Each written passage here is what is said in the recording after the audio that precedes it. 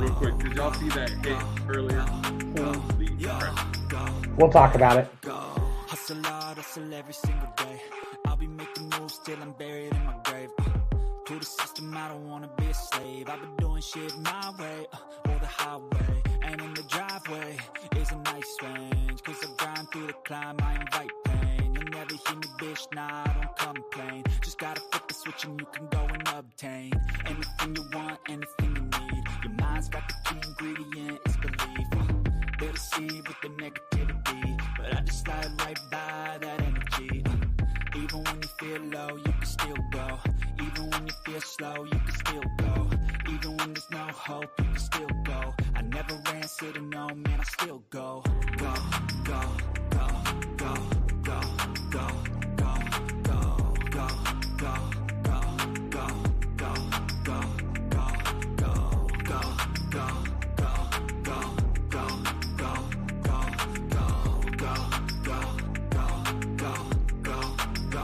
go, go. You got a mind, but even that could change. You could flip the gray matter like some batter in your brain.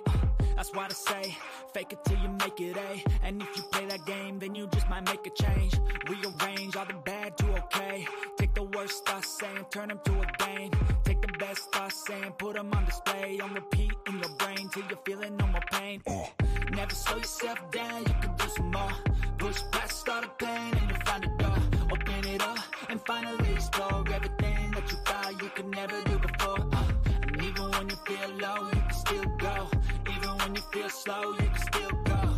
Even when there's no hope, you can still go. I never answer to no, man, I still go. Go, go, go, go, go, go, go, go, go, go, go, go, go, go, go, go, go. Even when you feel low, you can still go. Even when you feel slow, you can still go. Even when there's no hope, you can still go. I never answer to no, man, I still go.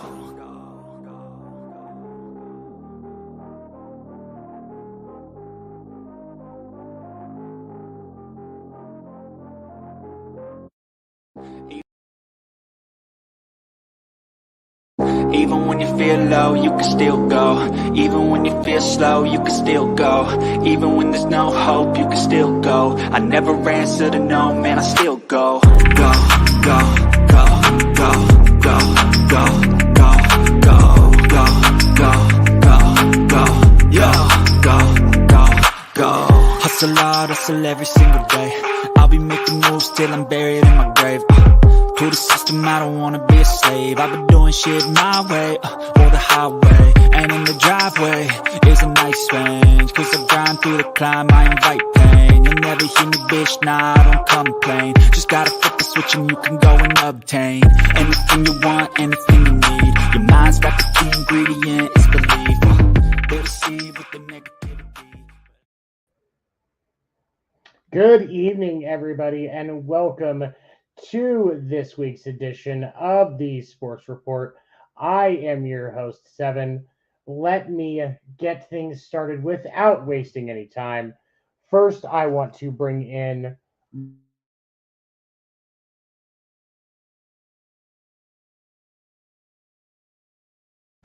I'm just having all kinds of technical issues tonight.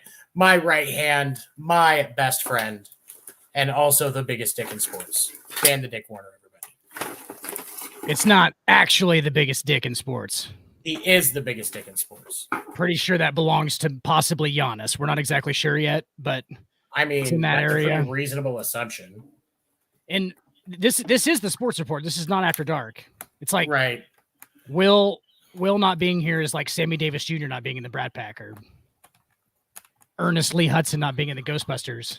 Yeah, do not adjust your television. I am not Will. Your brightness is not loud. But also with us this evening, back on regular equipment and also visible, we know them as Trailer Swift. We know them as the human snow cone. El Presidentris herself, Josie. The Who from Whoville. The Who from Whoville. So I feel like super interesting. Trailer Swift. Trailer There's Swift, that just was so a good many names. The snow cone. I'm I actually mean, just the offended. real Who from Whoville is this man right here. one. I'm sorry. He's looking like the love child between the Grinch and Cindy Lou Who's mom. Is that AD? No, that's Harden coming to the game. Oh, yesterday. wow. Did Yeah, uh, Harden's got style, bro. we need to talk about Style. Harden when we get into the hardwood, because I have a question for you. Don't you love Me? it? Don't you love it when I style? I know what your question is too. I saw the report. Don't you love it when style it just becomes like just madness when they get that rich and famous? Like they don't even. It doesn't even matter what they wear. They're just like is on putting his shit. face? It looks like Look at- it's a lobster. It looks like a lobster hat. Like the lobsters, you know, the looks like claws a are coming over the top. starfish is hugging his face. Yeah, it reminds me of that scene in fucking 22 Jump Street where the fucking octopus flies on dude's face. It's inking in my mouth. My name is Jeff. Did you see? I mean, but think about the style of athletes showing up to games, though, because there's such a wide range. Because you see these guys that are dressed to the nines, you see weird costumes like that, and then you see guys like Jason Kelsey that show up in flip flops with a Dolce & Gabbana bag. I'm telling you right now, I'm not a religious person, but I am praying and hoping for a Philly KC Super Bowl just because I want the Kelsey Brothers podcast before that game. That's all I want. All I care about. Did you? I mean, don't get me wrong. I'm taking that period off of work so that I can watch it live. But you know, did you see Taylor Jenkins showing up to the game yesterday? The Memphis head coach, the Grizzlies head coach. No, in the pajamas. He did the pregame interview in his Christmas pajamas, showed up to the game in Christmas pajamas, did shoot around in the Christmas pajamas. He refused to wear them during the actual game, which would have been that would have made him a legend. But yeah, the whole time it's ridiculous. He is a ginger white dude who should not be wearing pajamas at any point and not make you feel uncomfortable. Let's say this for all the ridiculousness that was in sports this weekend with the clothes. To the Steelers for the Franco Harris jerseys. That was some class act right there. That was some class freaking act right there. I mean, you have to pay homage to one of the greatest guys on your team ever. One of the greatest, because what it was is they were paying homage to the Immaculate Reception. Mm-hmm. Well, yeah, he died the day before the 50th anniversary. Right. And pass he didn't catch. That pass had hit the ground first, and they just didn't have it on replay. Good for you, Franco Harris. Hey, rest in peace, bud. That was if you know, Dan, I think you've told me this before. If you don't get caught, you didn't break any rules. Absolutely. I mean, he got it happened, but like in real life, that thing hit the ground. That thing hit the ground. But it's all right. It was simultaneous. He made it look good. That's the thing. Like he fucking pulled it off. So like that's why it's good. That's why it's I mean, it's entertainment. You got to be able to sell it. What makes I think it's AEW, simultaneously WWE, stuff like that is how you sell it, you know? Yeah, I think it hit the ground like simultaneously as he caught it, and I think it was just like they were just like, fuck it. Like, and if it went through replay process today, it would be an incomplete pass. But like that's looking at it in slow mo and shit. I don't give a fuck, dude. It's 79 or whatever the fuck it was. Was it before that? Yeah. So. Well, because I mean, they were celebrating the 50th anniversary. Okay, so 72. 1972. Yeah, I was just saying. Right. But all right, you know what? Let's start with the NFL today. All right. We'll do baseball last. So yeah, let's start with the NFL today.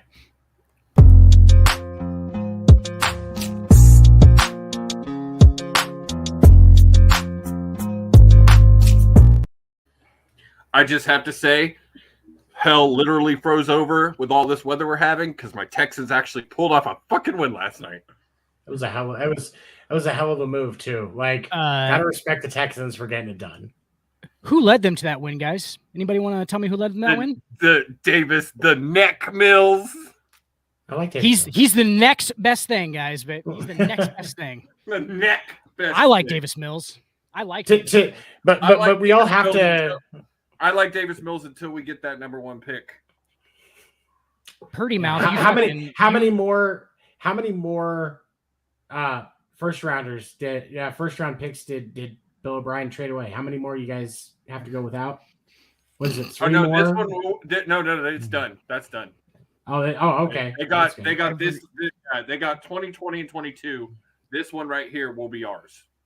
Every 3 months, it was like Bill So, O'Brien I mean, trades, and it goes. The ticker goes on like past the other side. It's like 2028 first round pick, 2029 third round pick, 2022. You got to give it a little bit for of Tim Tebow. They gave Miami an 18th and a 13th, and then they waited to be really shitty and get the one till they didn't have to give it to Miami. Oh my God, he's such a legend. It's who I feel bad for the most. Greatest implosion of a team for harboring a rapist before walking away while watching the organization burn. That man deserves to be in the Hall of Fame. Like the greatest revenge movie. There will be in like 30 years, somebody's gonna have a script and we're gonna get a phone call because we were the ones that started this theory that ended up proving that Bill O'Brien screwed the organization intentionally for allowing Deshaun Watson to allegedly sexually assault massage therapists. We're not going to dive into the whole thing, but if you want to check back at our reels, there's a rant of Seven explaining his conspiracy, not theory, like very valid theory of why Bill O'Brien destroyed the Texans before he left. I'm like the Alex Jones. I'm like the Alex Jones of sports. 90% of what I say is crazy, but I get it right like 1 time out of 10. There's that one Epstein. There's that one Jeffrey Epstein. And this is Seven's Jeffrey Epstein. Also our greatest reel of all time, and that is his Barry Bonds rant. Oh God, so many people get triggered by that, and I think it's fucking great. It was the comments 4 months ago we posted that, and I will still about once a week get a comment of someone just losing their mind on it. And that's exactly why I used that reel, bro. I knew exactly what was going to happen. My favorite comment in the whole thing, you guys can look back on it, is look at these two. Do they let anybody get on TV and talk about sports now? Yes. I swear to God, that's one of the comments. And I was like, yes. We are living. We need to play that. We need to play that in the fucking intro of our show at this point. It's that good. Actually, when we get our explainer videos after the first of the year, screenshot of that comment in the explainer video somewhere. That's my entire goal. That's my one thing I'm going to tell him. Like, I have to have. On your Steelers point, though, the Steelers. Okay, so Davis Mills comes in and beats him. Whatever. Did you see the Tom Brady fucking thing where he's talking to his fucking offensive line during the Steelers game? Did you see that?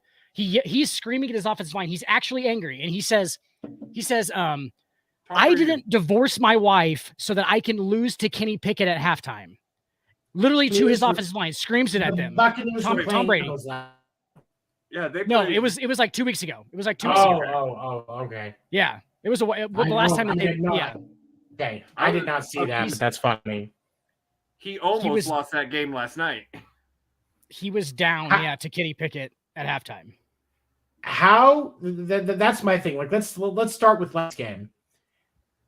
How bad do you have to be as the Buccaneers to overtime by the Kyler Murray list on a card?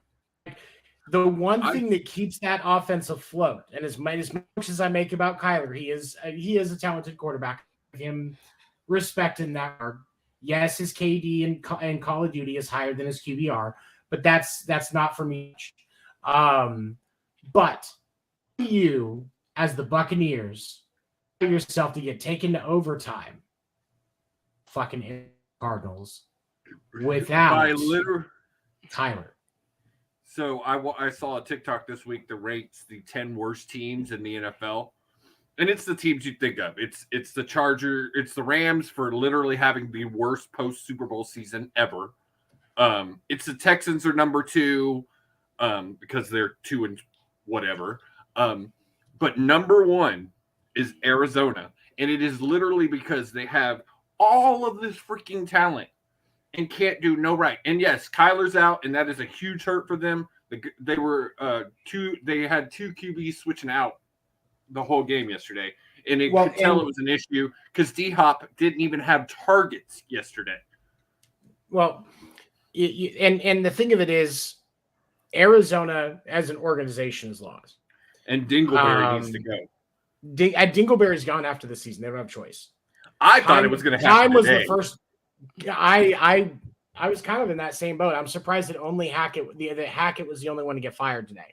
I think the only reason that Kingsbury is going to get to finish the season is because it wasn't a bad loss. He actually got Tom Brady to overtime, and it was a more defensive contest. So the fact that they didn't have any offensive prowess in that game was reduced by the fact that they stayed in that game. And that's the only thing that makes sense to me, because Kingsbury should already be gone. Cliff Kingsbury is already in the process of filming it. It's called Arizona Heat. It's a dating show based out of Phoenix. He's already in it. He's already halfway. He's got his foot in the door on that already. So like he's cool with going. It's pretty. It should season premiere here on MTV pretty soon. He's coming to Nebraska, baby. Right next to the two drag race that's now on MTV. It comes right after. It's called the Kingsbury of Lincoln. That's where he goes to Nebraska and he's the head coach and he fucking dates all the college chicks. So okay, Broncos with their stout D. Obviously, Nathaniel Hackett got fired today. Broncos have this stout fucking defense. Held the highest scoring offense in the Kansas City Chiefs to a very low score. And kept their offense in the game. Hold on. They kept their offense in the game. They lose 51-14 to Baker Mayfield. And as already mentioned, disgustingly bad Rams team compared to the performance of last year, or any team after a Super Bowl year. So what really was the reason for the outcome yesterday? Because that can't all be Nathaniel Hackett. He wasn't on the field. Dude, that's a classic case of fucking Nathaniel Hackett getting fired for, I mean, it's just money reasons at this point. It has to be. It's all about how much they're paying Russell Wilson. It's like, fuck. Like, we're committed to him. We thought he was pretty good. Tends to be, can't do it by himself. We're not real talented. He's not going to carry us. That's shit. We should have saw that before. And it sucks for them. Like that. This has put them in a fucking bind, dude. Well, a bind, big time. They're stuck. They can't get rid of Russell Wilson for 2 more years. Oh yeah. And like I was talking, my cousin is a diehard Broncos fan, has been our entire life. And I was talking to him and I was like, what sucks the most is they can't even bench him. They can't even bench him to kind of see if that could, because sometimes you bench a player, it gets them out of their head. They realize they're about to lose their spot and they can come back. They can't do that with him because they're paying him so much damn money. Well, he's like the lead singer that can't sing anymore. Exactly. I mean, especially when you look at the backup Cowboys, for the Broncos. What is his name again? I'm gonna get it here in just a second. Brett Ripon. Watch a lot of the footage for him when he's been able to get in and get going with the team when Russell Wilson was out. He was more efficient with that offense than Russell Wilson was. How is his last name spelled, Tony? Is it Rypien? Yeah, R-Y-P. Okay, so that's go ahead. Mark Rypien's son, I believe. Is it not? Mark Rypien, old Washington Redskins when they were the Redskins quarterback. I believe that's his son. So Mark Rypien, not a bad quarterback in the NFL. So he's got good genes. Don't quote me, but I think it is his son. But anyway, Mark Rypien was a decent. Oh, he's the nephew. Sorry. Okay. Nephew. Yeah, according to Wikipedia, nephew. Because I hadn't even thought about the relation on that. But yeah, it's Mark Rypien's nephew. Motherfucker's got good genes, dude. So, nothing.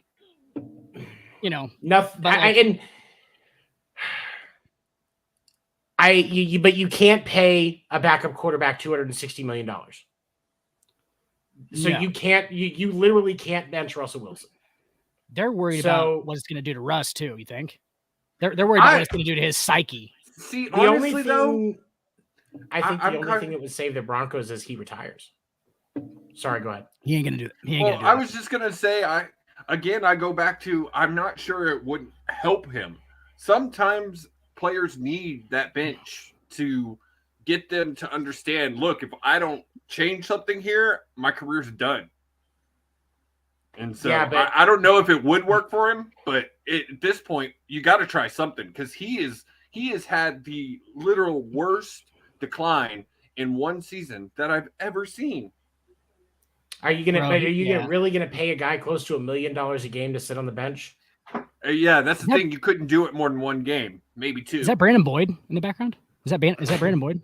That's my little brother. Brandon, I'm a huge fan, bro. Brandon, I'm a huge fan. I said Brandon Boyd. Can you sing? No, he doesn't know who that is. Sorry. Really? But it's the Broncos are a difficult spot, and as a Chiefs fan, I'm not sad to see it because it just means that that's one less problem we have in the division. But at the same time, I like competition, and also Broncos fans deserve some type of hope. They haven't even been back to the playoffs since they won Super Bowl 50. Since we are Eli. now in the worst we are now in the wow, worst. I can't believe I just said that. Peyton. Sorry. They are now in the worst Super Bowl drought or worst playoff drought for a team following a Super Bowl year in NFL history. That's not good for your fan base. That's a great way to convert long-term fans into fair weather fans, and you get a lot less money. And Denver is a smaller market.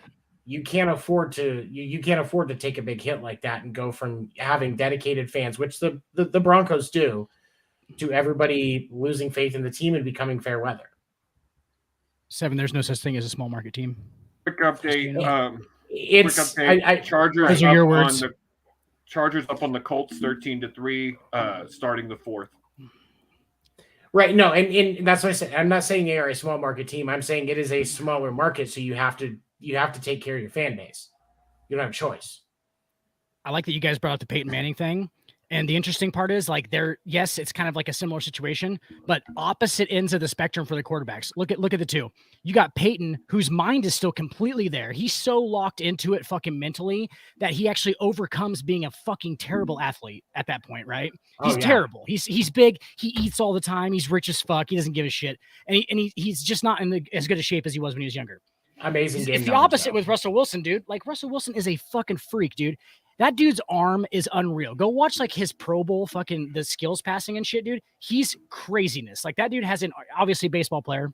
So like, but you're looking at opposites of the spectrum because Russell Wilson's mind is not there at all. Dude, that dude misses more wide receivers in games than I've ever seen before. Like, it is, and it's bad. His own player wanted to stomp him into the ground. Jerry Jeudy. But here's the thing.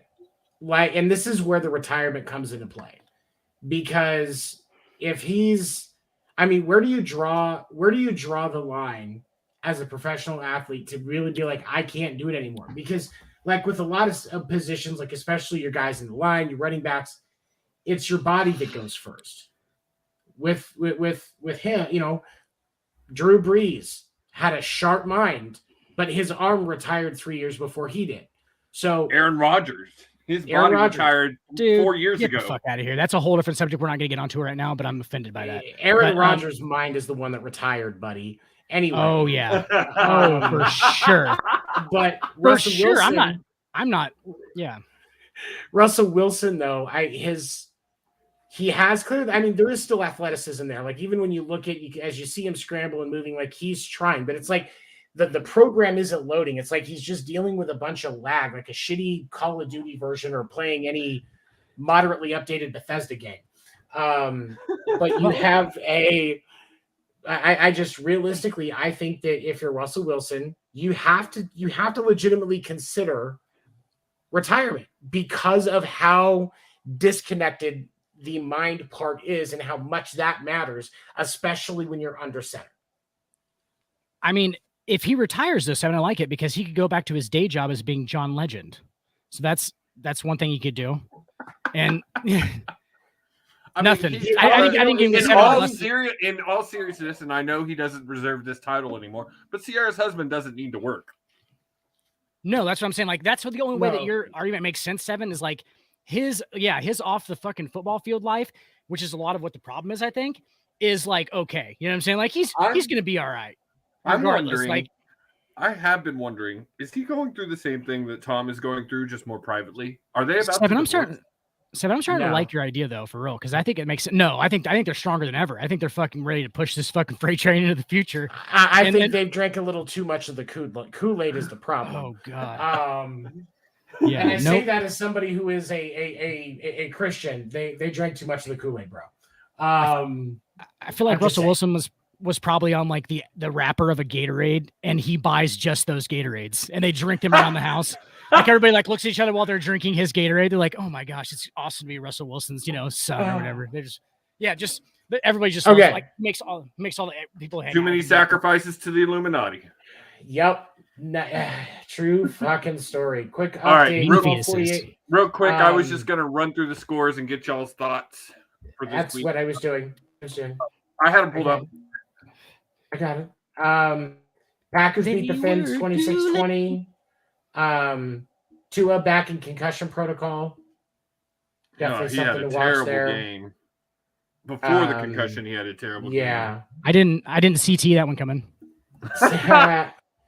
Steelers, as we Steelers beat the Raiders 13-10. Raiders are not eliminated technically yet, but they pretty much are. Deshaun is 0-3, bitches. Dallas Cowboys. Makes me so happy.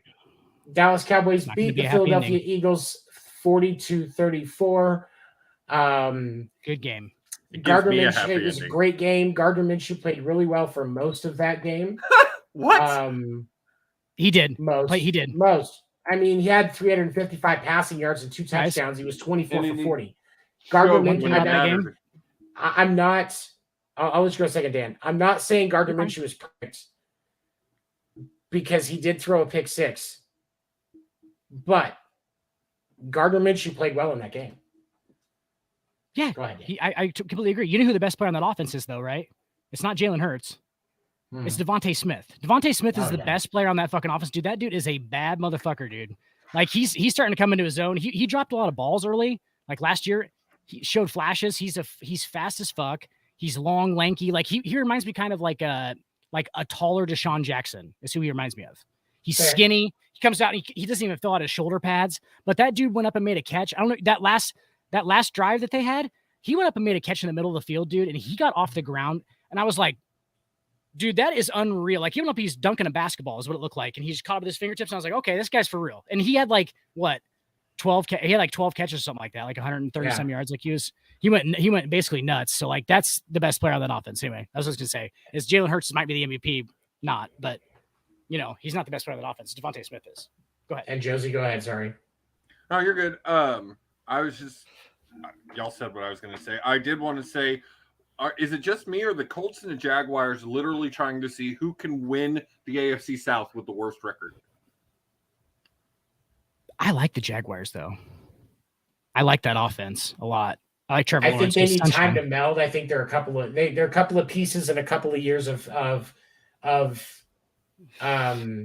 learning each other's habits and needs from being a contender for going to the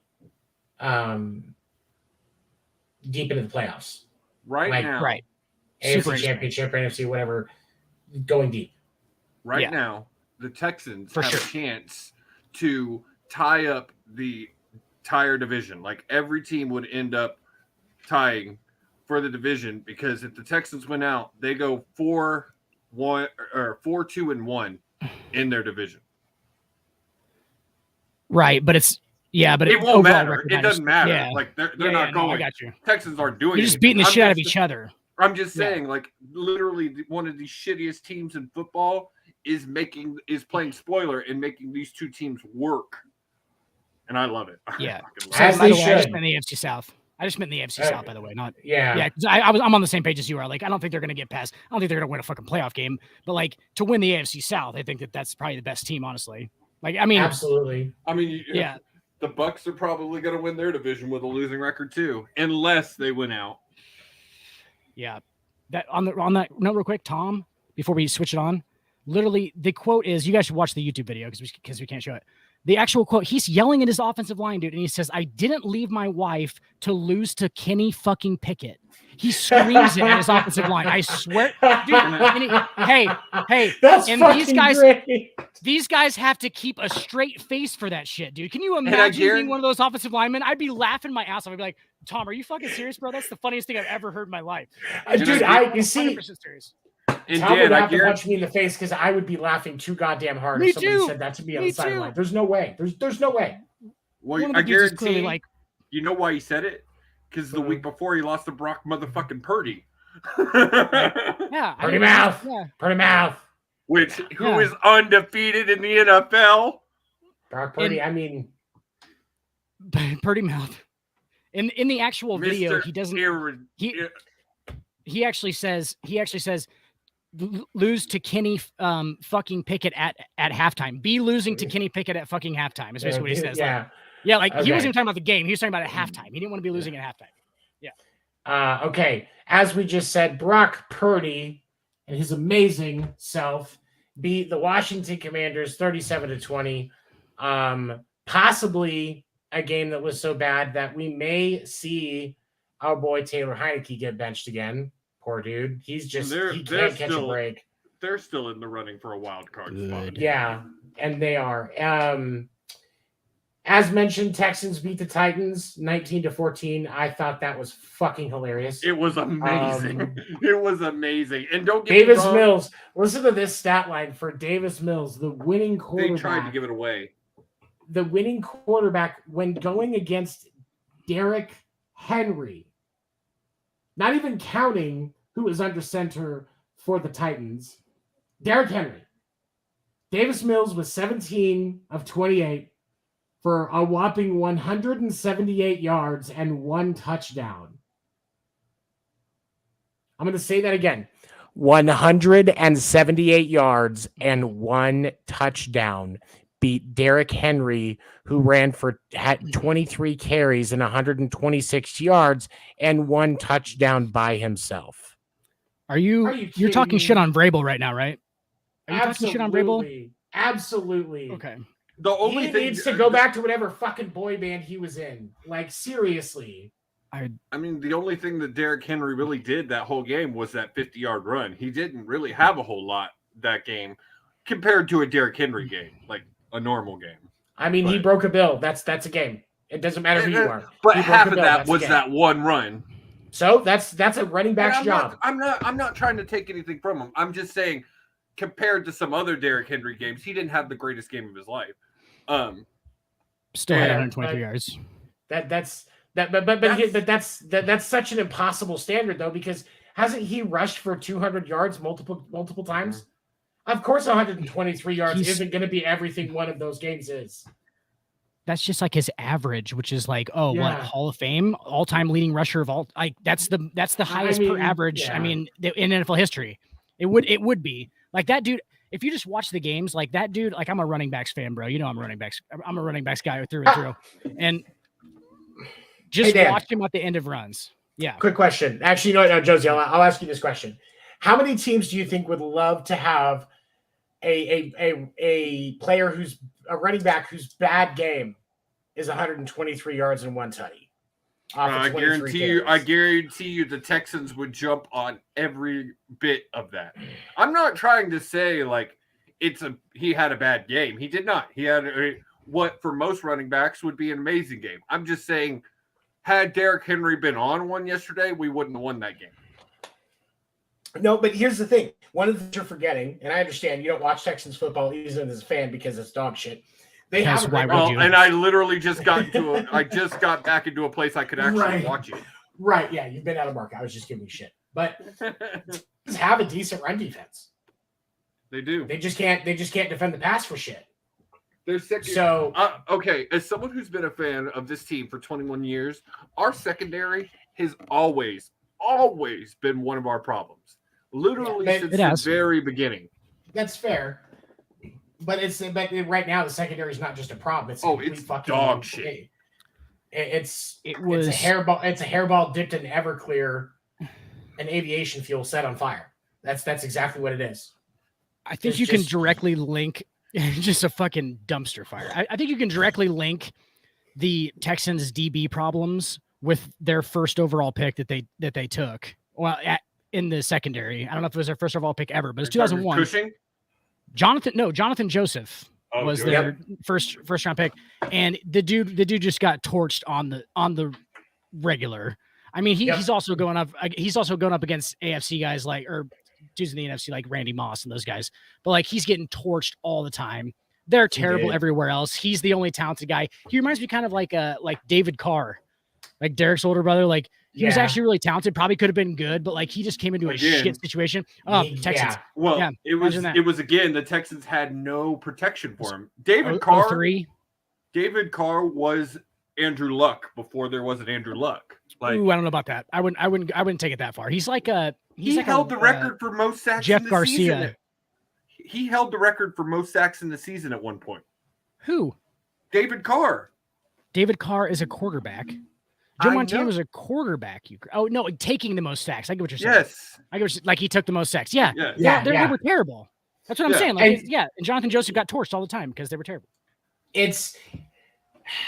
I feel bad for them, but at the same time, like the Texans as an organization, like you're still 5 years out. Like Lovie Smith will see a winning season, but he will not see a playoff season. I'm sorry, but he'll be gone before that. I don't know. A lot of the fans are calling for his firing after this season. That's the dumbest possible thing the fucking organization can do outside of trading back for Deshaun Watson. I agree. Meanwhile, Bill O'Brien's got retroactive trades still happening. Like, oh yeah, in 2027 we're supposed to trade. He's like, we agreed in 2020 that we were going to trade this second round pick for. He's got retroactive, just destroying them from the inside. All right, Ravens. We're going to keep hitting the Falcons. Bill O'Brien. We are. Ravens beat the Falcons 17-9. Ritter under center for the Falcons threw for 218 yards on 22 of 33. Did not throw for a touchdown. I think that game was mainly. I don't think they actually scored. No, they didn't score a touchdown in that game. Field goals in the second, third, and fourth quarter. Yeah, but. Pretty underwhelming game. Panthers beat the Lions 37-23. And still in competition for their division. Jared Goff, Texans North. And I feel bad for Jared Goff in the Lions because Jared Goff was 25 of 42, 355 yards and 3 TDs. Like 3 tutties, throws for over 350. That's brutal, man. Like that's just brutal. You got a real talented arm. He is. I mean, he's an NFL quarterback. You knew in Hard Knocks, if you watched Hard Knocks, that like when they're in the offseason, their best defensive player is a 6 foot, 220 pound Hispanic middle linebacker. And he is a beast. Don't get me wrong, but like that's the dude that it's like their 6th round pick. And this dude is just coming in there and he's just a beast, dude. And like, but they're like, that's who they're focusing on. I mean, obviously they have Aiden Hutchinson. Aiden Hutchinson is actually a really good talent. I think he was injured like half the year or something like that. But like, dude, their defense is garbage. It's total garbage. And like Jared Goff, like you said, Jared Goff can throw fucking football, bro. Like that guy can throw. He's got touch for days. He's got touch for days. Dude, love catching it from him because he throws fucking beautiful balls. Like they're just so easy, just easy to catch and just right in your, nobody ever has to go out and if you ever watch Jared Goff's games, he doesn't throw the ball deep really well, but like his short passes, dude, they're just in the right spots. He throws to people on the run and stuff. That's why he's good. It really is. Goff is a textbook West Coast quarterback. Yeah. Oh, 100%. Yeah, it's good. That's a good comparison. And that's the thing. And I say, and I don't mean that disrespectfully, because if you have a quarterback that can dink and dunk all the way down the field, you're controlling the game just as much as if you have Derrick Henry on one side and fucking James Conner on the other. Like Trent Green. Yeah, exactly. Trent Green. And Trent Green was now as Kansas City Chiefs fans will kind of wince because of how bad that era was, but Trent Green was not completely the problem. He was actually a decent quarterback. Oh, absolutely. There was the a lot of franchise leader in a couple things. Yeah, exactly. You know. All right, so this next one, I also okay. So Bengals beat the Patriots 22-18. Joe Burrow throws 40. Joey B 40 of 52, 375 yards and 3 tutties. But we also saw the Bengals lose one of their starting tackles in this game. Big blow to their offensive line going into the game against the Bills. The Chiefs fans really, really want the Bengals to win, because that's how we get the division. Yeah, well, or yeah. The AFC. You want it at home. Yeah. That's how you get home field advantage for Patrick Mahomes again. And I can see Joey B just being like, you know what? Fuck Patrick Mahomes. I'm just gonna get sacked. Hold my beer. Hold my beer. The just only guy, just so Joey B can play him again and beat him again. the boogeyman of Kansas City, brother. The only guy in the world who happens to just ooze more like I'm fucking really good at my job confidence than Patrick Mahomes is fucking Joe Burrow, and like it's not warranted at all. And you know, like it is warranted at this point. It is kind of, but like he's earning it. But like he already just had it. He was like, yeah, I'm just fucking like really good. I have a question for y'all. Is Joey B in the MVP conversation? No. No? No. Not realistically to win it, no. No. Like there's one MVP of the NFL. He's number 15. He plays for the Chiefs. Yeah, sorry. Yeah. That's all. He's every year. If Jalen hadn't gotten hurt, you'd have more of a competition. Exactly. Now, and I'll give you that. If Jalen Hurts doesn't get hurt, then I think you're absolutely right. It is more of a competition, and Jalen Hurts deserves to be in that competition. He was putting up some hellacious numbers, but that's all Patty Mahomes now. Now, is it possible that we see an MVP in the future for Joey B? Absolutely. As long I as wouldn't even say possible. I'd say if he stays healthy and keeps growing like he does every season in the next year or two. Josie, if I was a betting man, which I am. Oh God! For everybody's information, Dan hit up our group chat today. Stop it. Hey. I was asking these motherfuckers for money. If you have a gambling addiction, call 1-888-BETS-OFF. 88 butts off. Definitely don't do what I do and just leverage. Know your limit. Leverage your friends. Know your limit, and you don't have to send messages to your friends asking for them to cash app you $11. Dun. Piece of shit. Okay. Did the bet you want to make hit? Oh. That's my question. Probably not. Fuck no. Well, but when I hit big. I'll tell you what. So, I've seen some of those spoils. I can confirm that. I did have to say though, Pat Mahomes on the Pat Mahomes thing. I forgot what I was going to fucking say now, you assholes. Well, no. Just think about it. We're going to be talking about Chiefs game here in a minute. Okay, cool. Okay, and then Vikings beat the Giants 27-24 in another Kirk Cousins miracle, scoring 17 points in the fourth quarter. Daniel Jones, though, still had a decent game, 30 of 42, 334 yards and a tutty. Saquon Barkley, 14 carries for 84 yards and a touchdown. And Justin Jefferson actually had a game himself, 12 receptions, 133 yards and a touchdown. Josie just learned about Justin Jefferson 3 weeks ago. He did. She did it on the show. That's right. I forgot about that. I was like, did you just realize who Justin Jefferson was? I've told y'all 1,000 times. I follow one team. One team. I know. We know. And my fantasy team. That's it. We're aware. Kansas City Chiefs hold out against the Seattle Seahawks 24-10. Patrick Mahomes was 16 of 28 for 224 yards and 2 touchdowns. But Kenny Walker still ran for 26 carries and 107 yards for the Dirty Sea Chickens. And of course, Travis Kelce still kicking ass, leading in receiving yards for the Chiefs, 6 receptions, 113 yards. Now, here's my question, and I have to ask this legitimately, and this is not to take away from Patrick Mahomes. When do you start considering Travis Kelce getting an MVP? Because I'm sorry that it stinks. I was going to say, if Pat was not having the season that he's having right now, Kelce would be in the discussion. If he was just having a little bit less of a season, for what? But Pat's Kelce for MVP. I really feel like there should be some discussion because I don't think that the Chiefs are as good as they are without Travis Kelce. I think definitely not. Everybody thought that Tyreek Hill was the catalyst. Tyreek Hill was not the catalyst. Tyreek Hill was actually the tool. There's a reason that they did more to take care of Travis Kelce than they did to take care of.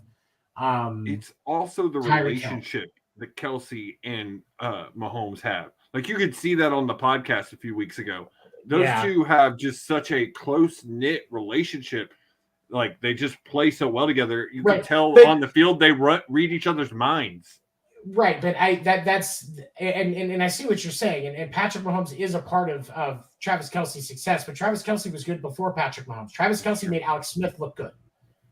And there has been so much consistency. You haven't seen a tight end have the consistency in production that Travis Kelce has had. And you look at this year, he's having another top shelf season. It's at some point you can't ignore it. But I feel like you're talking directly towards me because I think you are. Dude, get the fuck out of here with both of you. Like a tight end. We're gonna make a tight end the MVP, huh? Why not? And you know what, Seven? I'm ashamed of you. I'm actually ashamed of you because we're on the Patrick Mahomes train. This is what I was gonna say about Patrick Mahomes earlier. There's an argument for Jalen Hurts could be the MVP of the NFL, right? And that's the NFL MVP award where all those guys vote for it. And it's all about politics and who gives a shit, right? There is no question who the best quarterback in the NFL and best player probably at this point. Outside of maybe some defensive players we could throw in there, but like the best player in the NFL right now is Patrick Mahomes. Is it not? Is he not the best player in the NFL? I'm not saying he's not, but I'm saying what does Kelce have to do to get into the discussion for this? Because clearly he's a catalyst for that offense. If he finishes 4th or 5th, I'd be awesome on that train. At no point do I think that he should be the MVP of the NFL when he is not the best player on his own team. Right. That is what that is my problem. Last couple of things here, games real quick, and then we're going to get over to fight night. Saints beat the Browns 17-10. Deshaun Watson still pretty stiff out there. Three bitches. I can't seem to really just untie himself. As you said, Seven, he just needs to retire now. He got picked off by Dan fucking Sorensen. He's not going real hard. Okay, he's not like not that's going hard. After everything that happens, that's the bottom of the barrel for your career. And you are right. Like if you, at this point in your career, if you're getting picked off by Dan Sorensen, you should just fucking hang him up. But I wonder if the speed of the game just caught Deshaun Watson by surprise. You know, just.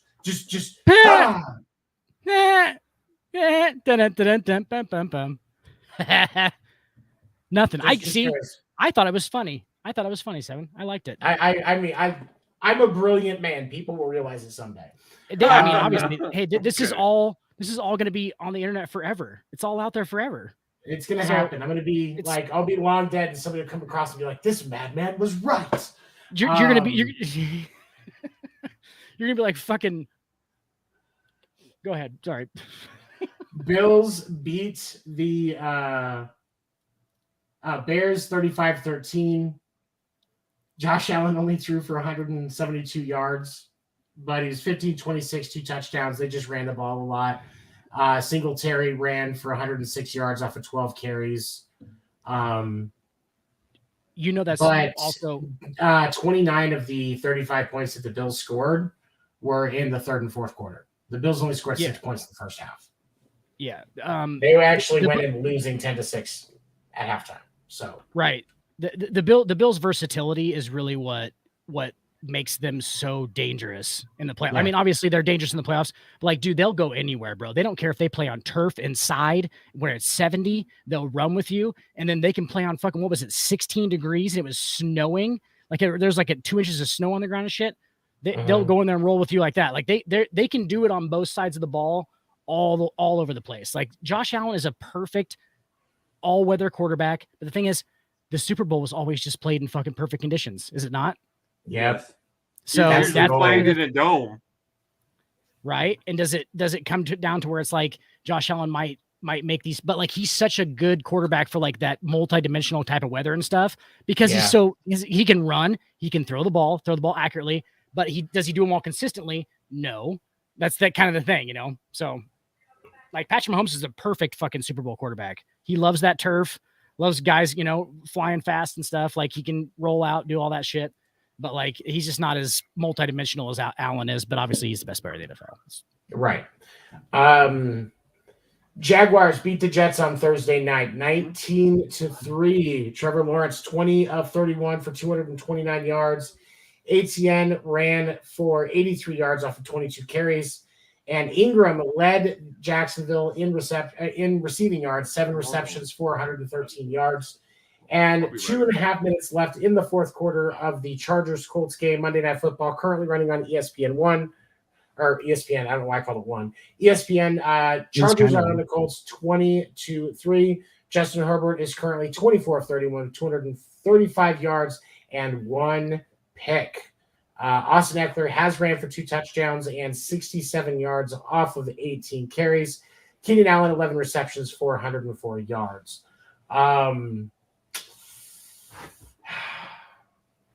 The Chargers are really trying, and they're not really getting it done. Yeah, not the slightest. I mean, I don't know what's going on, honestly. I think I love Justin Herbert. Love me some Derwin James. They have talented guys all over the place. It doesn't seem like it's going real well in the locker room there. I don't think it is either. I think you're right. Yeah, I mean, so like it just seems like they might need to change. They need to make some kind of a splash in the coaching game. I think they need to hire somebody who's experienced who can, because I feel like there's a lot of different egos going on, and I don't know if everybody's handling them correctly. I feel like it's being mishandled. Lane, I'm sorry, buddy, but not good. You love Geno Smith. Hold on, I think Seattle's already been eliminated. No, I think they got a chance at a wild card shot. Oh, they are still in the hunt. Yeah, they need a lot of things. They're 7 and 8. I mean, really, they just need the Commanders to lose, which could happen because the Commanders got, I think, a pretty tough last 3 games. They do have a stronger strength of schedule or a higher strength of schedule than the Seahawks, so it's possible. But they go out the first Seahawks, no matter what. Yeah, I mean, yeah, then that's the unfortunate pieces. Geno Smith definitely saved his career this season. I think he performed a lot better than people expected. But he's not a Super Bowl caliber. He's not, and you can't get away with Trent Dilfer anymore. He's perfect for that first round quarterback that they're going to draft next year to mentor that first round quarterback because they know Geno Smith's not the guy. He's perfect for that. Play him into that. If he does well for the franchise, that's fantastic. But they need to get somebody else, obviously. I mean, you don't, he's not fucking Kurt Warner. He doesn't come out of the grocery store at 31 and start just, win the Super Bowls. It ain't happening. Quite honestly. All right, so I believe Josie has some stuff for us in Fight Night. Let's move on. Do we have an ad? Yeah. This is 47 minutes. Yeah, we're going to take a quick break running our ads, and we'll be right back. It's really just a pee break for me. That's what it is. For all things baseball, don't miss the Winter Meetings podcast Sunday nights at 9 p.m. Eastern at youtube.com/The Sports Report Podcast. And again, Tuesday mornings on West Coast Radio at 11 a.m. Eastern. Wrap up your Monday with some laughs. Make sure to join Will, Seven, Dan the Dick Warner, and Josie as they dive into the hottest topics of the week across sports, including baseball, basketball, and the NFL. You can catch the episode live Monday nights at 10 p.m. Eastern on youtube.com/The Sports Report Podcast, or Wednesdays at 11 a.m. Eastern on West Coast Radio. Don't miss the Sports Report Podcast. Don't miss Fight Night. Every Tuesday night, Will Morgan and Josie Haney break down the hottest topics of the week across combat sports, including UFC, boxing, WWE, AEW, and more. Past episodes are available on youtube.com/The Sports Report Podcast, and each episode will air again Thursday morning at 11 a.m. Eastern on West Coast Radio. Don't miss Fight Night. Tune in or tap out. Put the kids to bed, put on your shades, and crack open a cold one during Sports Report After Dark with Seven and Dan the Dick Warner. You can catch After Dark Thursday nights at 10 p.m. Eastern on youtube.com/The Sports Report Podcast, and again Saturday nights at 11 p.m. Eastern on West Coast Radio. We believe that athletes are people too, and Skip Bayless is one of the lizard people. Don't miss Sports Report After Dark. Even when you feel slow, you can still go. Even when there's no hope, you can still go. I never answer to no, man, I still go. Go, go, go, go, go, go, go, go, go, go, go, go, go, go, go, go, go,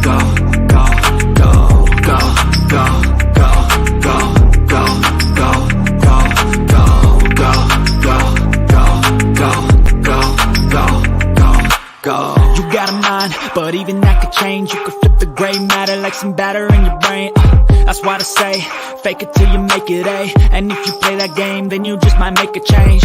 Rearrange all the bad to okay. Take the worst thoughts saying, turn them to a game. Take the best thoughts saying, put them on display. On repeat in your brain till you're feeling no more pain. Never slow yourself down, you can do some more. Push past all the pain and you find a door. Open it up and finally explore everything that you thought you could never. Yeah. Welcome back, everybody, and I think we're going to move right into Fight Night. We are.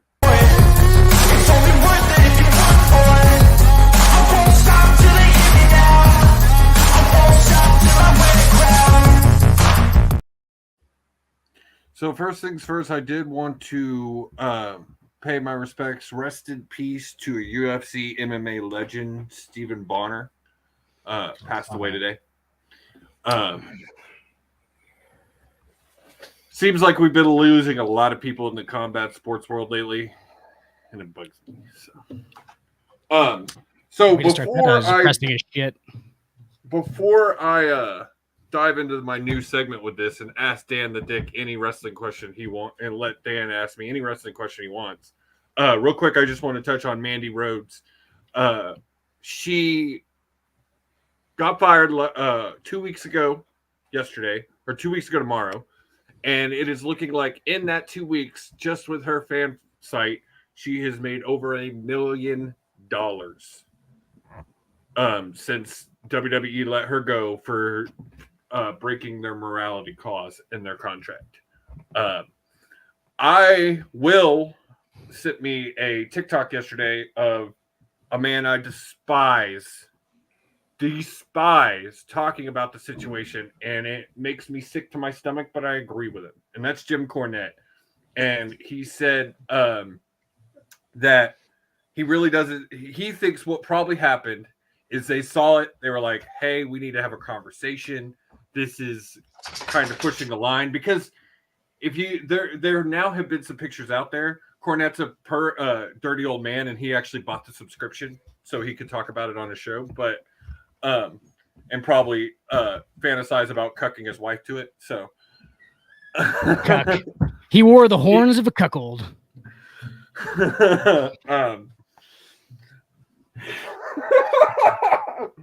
But he made a good point. Like in the pictures she's posting, none of which show any titty. Like they're literally as softcore as you can get without breaking the line.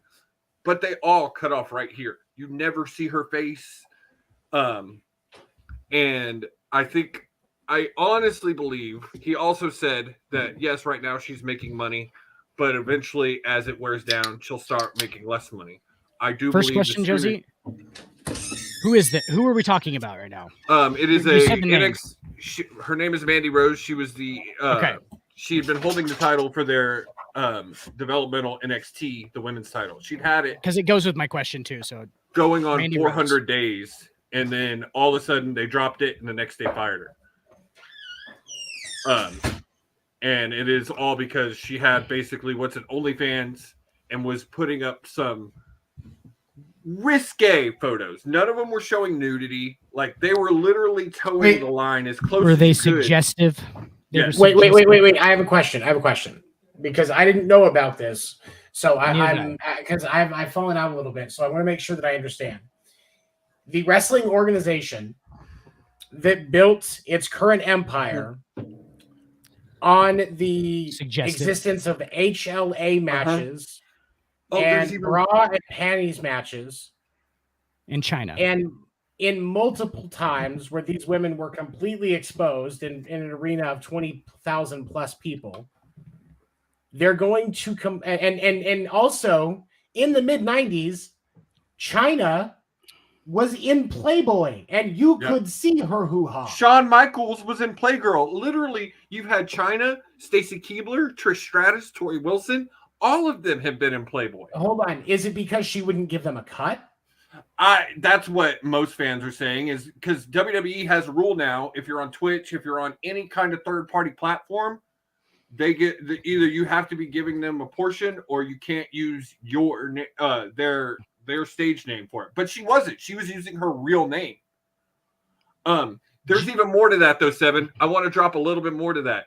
The current ROH Women's Champion, Athena, when she got released from WWE, she came out in a podcast and said she was told by WWE they wanted her to be more like Mandy Rhodes and wear more scantily clad outfits. Athena's not that type. She doesn't really do that. And literally was one of the reasons she got let go from the company, because she refused to be more like the girl that they just fired. Yeah, I love this. I love the shock on their faces. It's amazing. It's like a monkey trying to fuck a football. Like they're so dedicated to it being like a soap opera for rednecks that it's not just the promos and the wrestling that are part of the show. It's the drama backstage. Like they're going to have the gonads to fire a chick for posting softcore porn that doesn't Seven without her face, without her stage name that they gave her. Seven for violating the morality clause. The morality clause of a company that was run by a man where the line to the women's title began on your knees. Yep. Are you? It ain't gonna suck itself, sweetheart. You want to? So Dan, what wear that belt? What was your question wear that today, belt, Dan? sweetheart? I'm Vince. Hi, I'm Vince. This is Vince Jr. You want to wear that belt or not?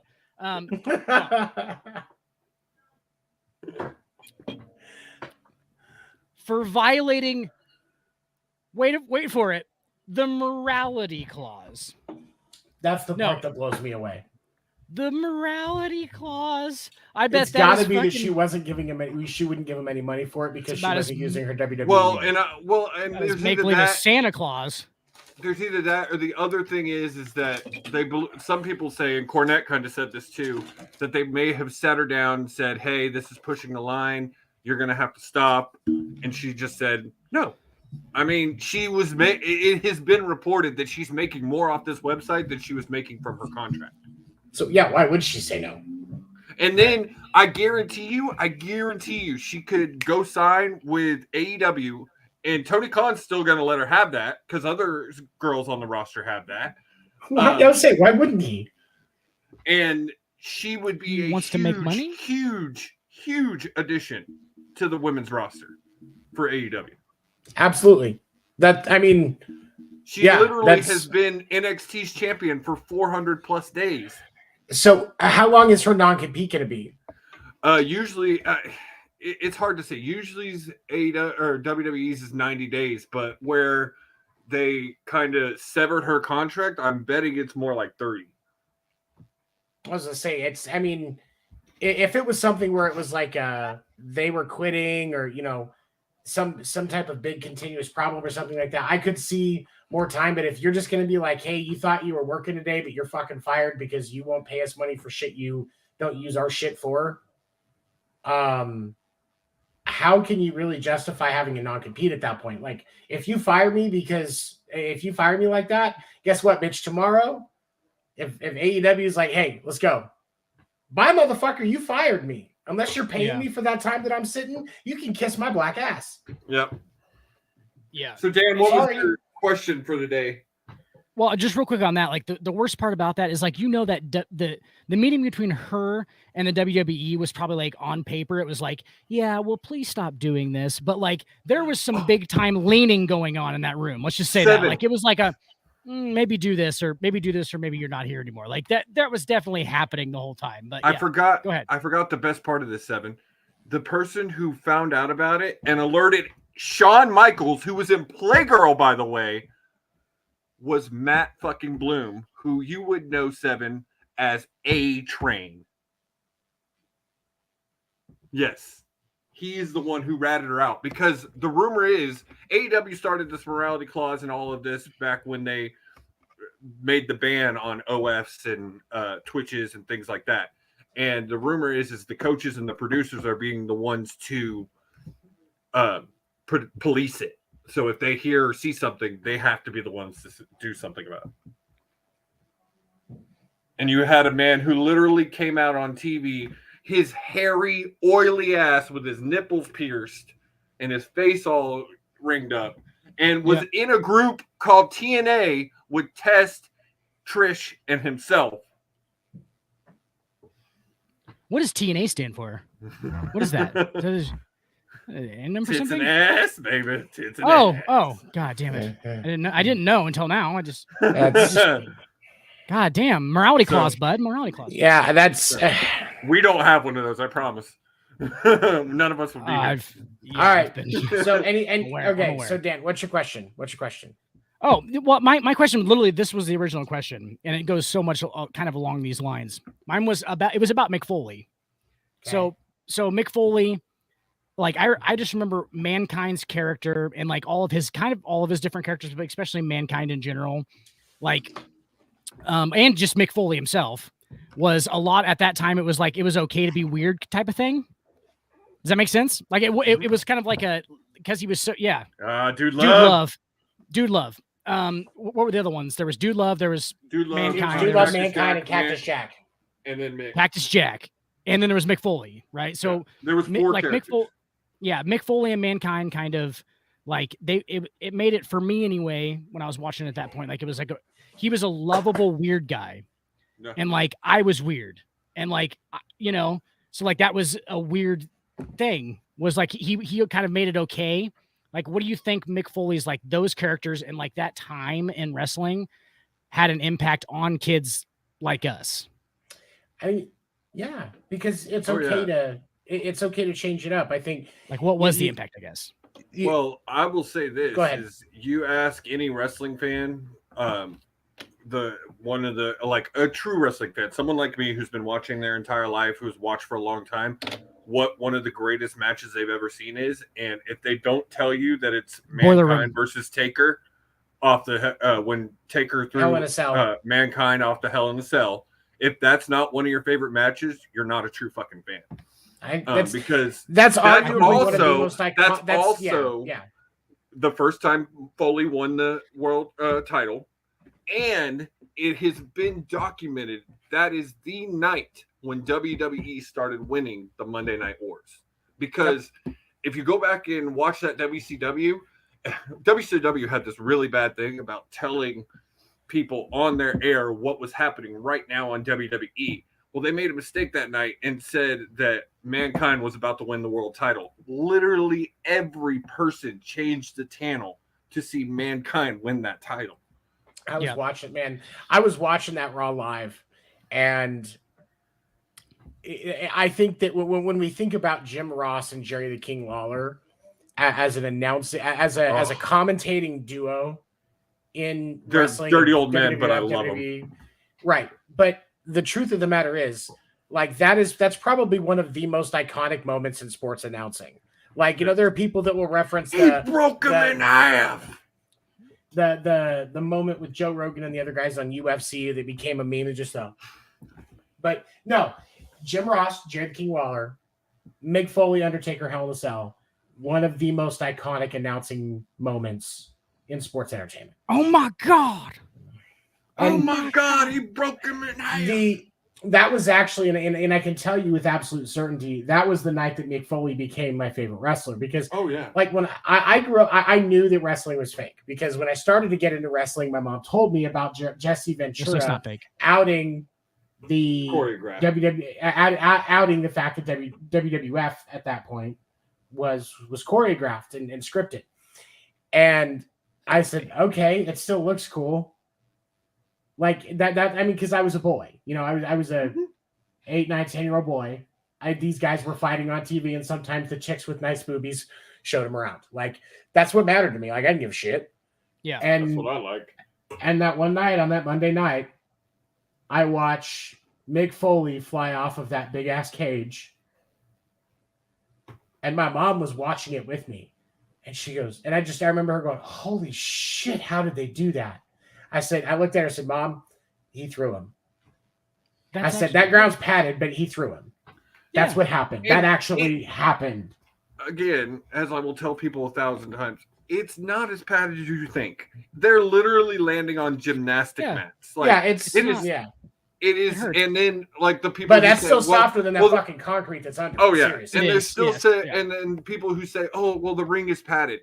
The ring is not padded. It's not as padded as you think it is. Plywood. I've built those rings. Yep. It is a plywood with a little bitty carpet over top with no padding, and then the ropes are metal wires wrapped in tape.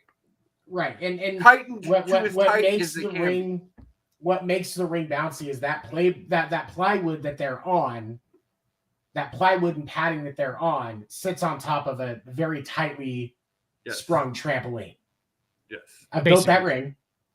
I mean, that's what it is. Like, I've built that ring. That's the way you can think of it. But there was no faking throwing that man from 20 feet into the air. That table probably saved him from more injury because it slowed his fall down to that concrete. Yes. Which is, I still believe it was there. That's why it was there, because those tables are padded for a reason. They are to break the wrestler's fall because they don't give a shit about those electronics. They know when somebody's going to go through that table. That's why now you look at the tables they use now. They don't even use the for the commentating tests. They don't use the same tables that they used to. They use an actual built table, and it's iPads, so they can sweep them off real fast. And the tables are built to break away. Yep. Also, like, psychologically, think of Mick Foley as far as like the dude who could just take and take and take and take and keep getting back up, and he keeps getting back up and he keeps getting back up. Like, psychologically, that's a huge thing.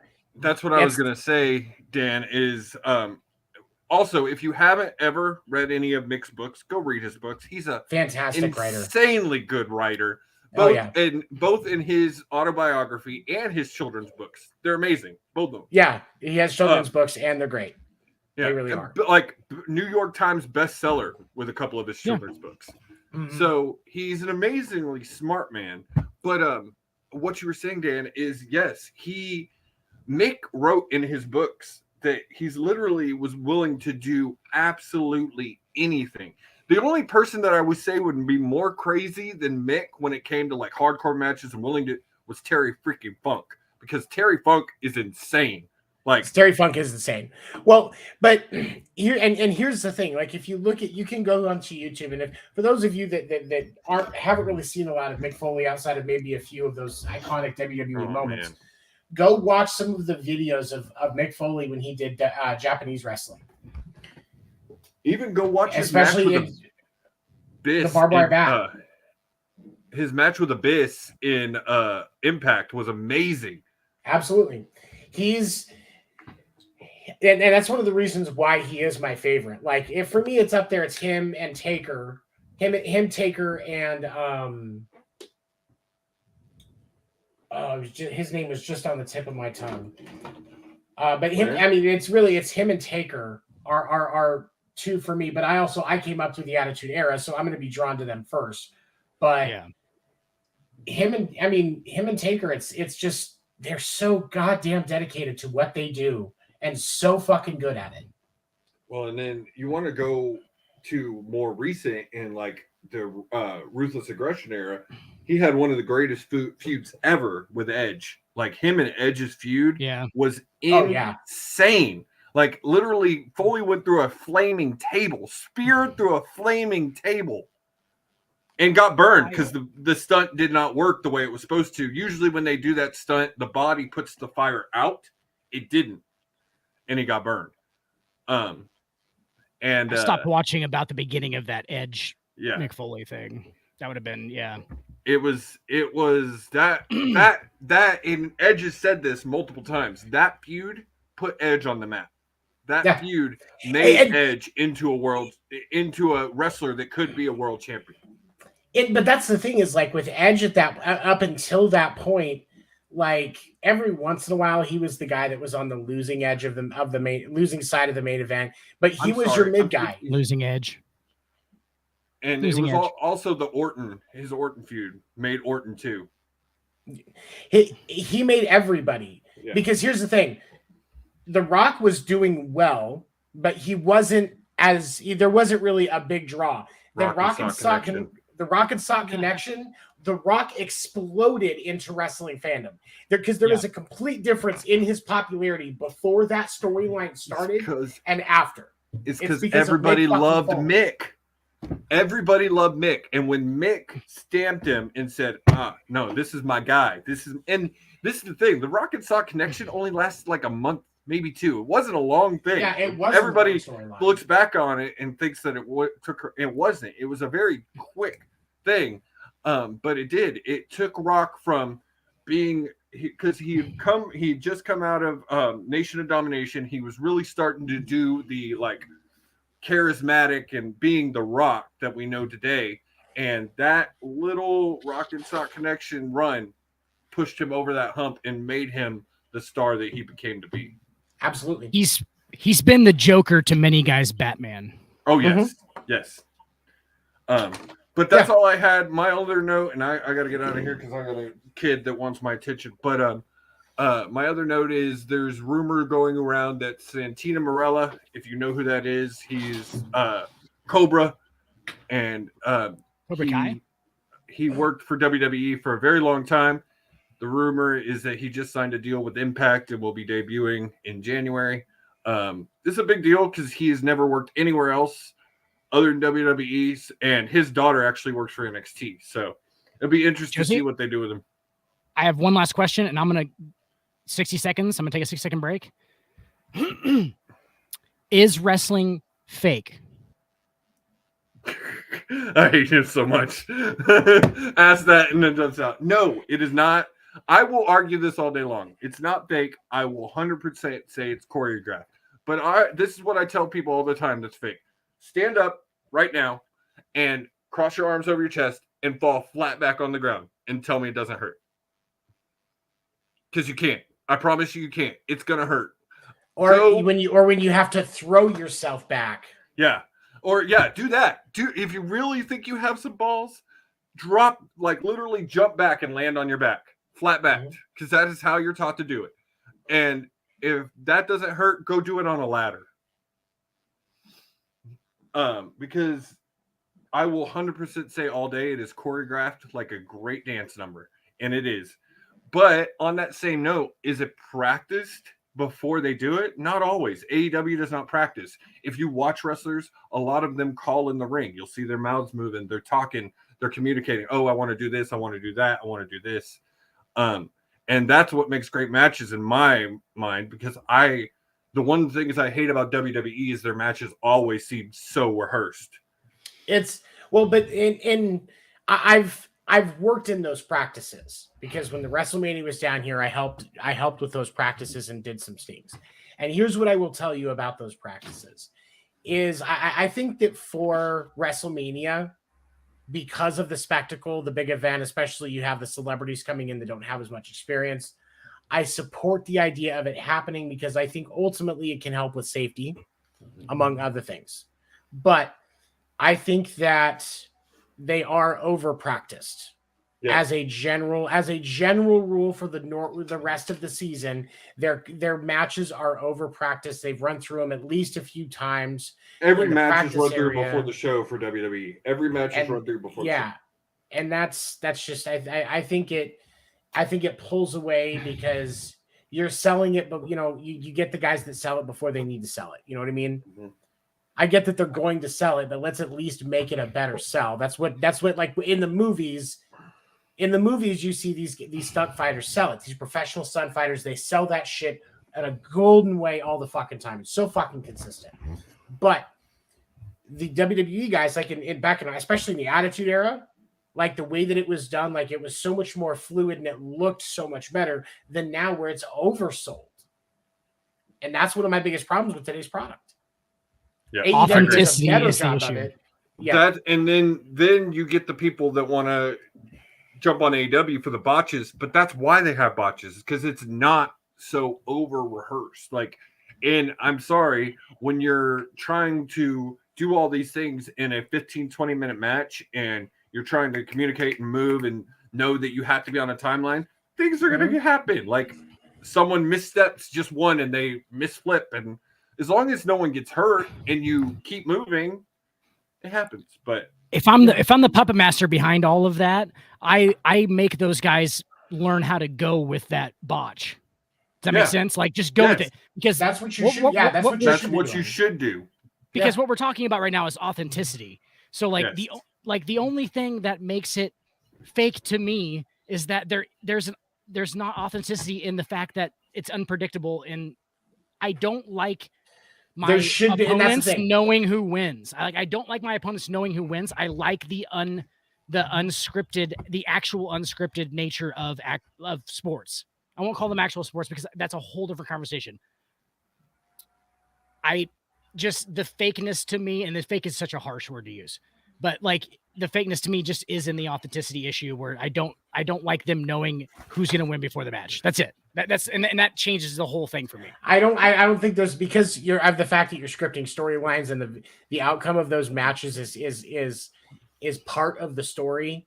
I think that for that you do have to script an ending, but I think that if you remove the element of so much practice, you give the ability for the performers to create a better show, because that's part of what the wrestling is supposed to be, is the performance that's created. If you ever meet somebody that does it, even on an amateur level, they're always working on these things to make it look better, make it look more authentic. Give them the opportunity to use their craft, because that's what they had to learn to get to that level. Like music, Tony. You play a couple of songs in your band, and they're hitting. One doesn't hit. Which way do we go? Right? Which way does the crowd want to hear? Like, that needs to be more on the move.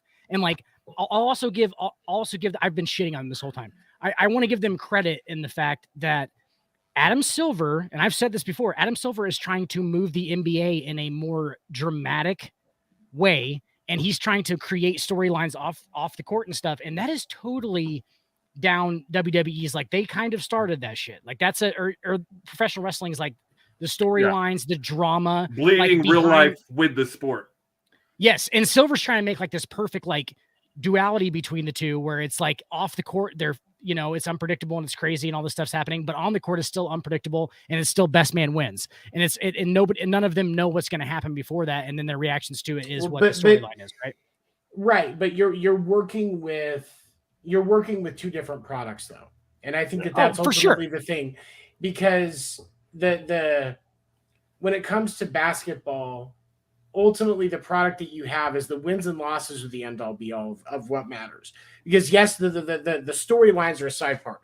Within wrestling, the storylines, the wins and losses, all of that is so intertwined and such a core piece of the product. Right. That you again, the ending still has to be scripted. Whereas in the NBA, it would actually kill it if it were scripted.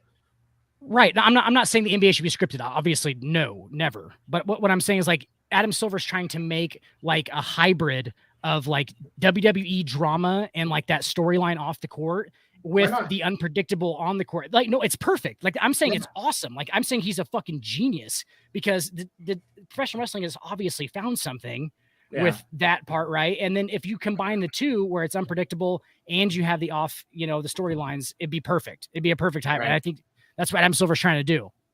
And that's it's perfect. Okay. All right, but Josie, that's all I got tonight. No fight night tomorrow night. We're off for the holiday. We'll be back January 3rd with we're gonna be talking Rumble season. So y'all guys have a great night. I'll see y'all later. See you later, Josie. See ya. Okay. All right, Dan. Now we can finally talk about what we want to talk about. Squirrels that leave stuff behind for us and pussy. No. Okay. So you want to talk NBA tonight? Yeah, absolutely. Okay. Let's do it. You had a James Harden question. I did have a James Harden question. I'm trying to figure out what your question might be about.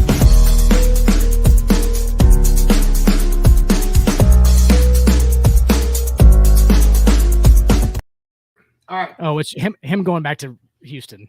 Yeah, him going back to Houston. So here's my question. Like, really, what does that do for him if he makes that choice? Because, I mean, granted, things in Philadelphia aren't going swimmingly, but he's playing with Joel Embiid. It could be worse. Like, what's the benefit for him in making a change back to Houston after the other changes he's already made and trashed his credibility with the fans? Exactly that. He gets to revamp his off the court mantra or what he's been branded to do. He's not LeBron James. That's not going to. I don't see how that does anything. He goes back and he mentors those young guys, Jalen Green and them boys. There's a lot of talent in Houston. He goes back, mentors those guys. They win. They go a couple rounds deep in the playoffs. It makes for a good story, and it gets James Harden where he wants to be, and that's back into like the tiptoe into the Hall of Fame where he should be type of category when he retires, right? That's the advantage for James Harden. And I'm telling you right now, that's what James Harden is thinking. Because I think James Harden loves him some James Harden. Do you really think that that it's going to take going back to Houston to tiptoe into the Hall of Fame, though? Because I think he's already kind of on that path. I mean, I think any reasonable basketball fan would see that he's at least in that direction. I think that James Harden wants to be recognized, and I think Stax would agree with me on this, and Stax will watch and he'll comment, I'm sure. But I think Stax would agree with me that I think James Harden wants to be considered in that league of when people talk about the greatest scorer of all time, when they talk about the Kevin Durant's and possibly the Tracy McGrady's of the world and things like that. And even Abdul-Jabbar, if you want to go back further, I think James Harden wants to be mentioned in that conversation. And right now, nobody is going to mention James Harden in that conversation. I would.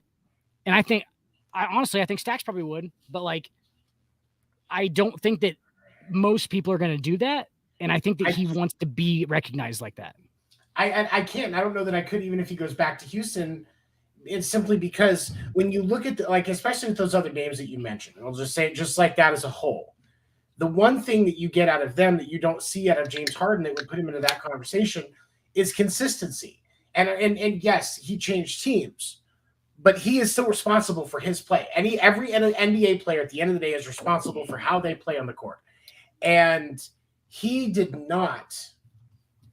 And so those years where he struggled, that he did not perform as well, that wasn't just on the Nets. That wasn't just on the Sixers. That was on James Harden.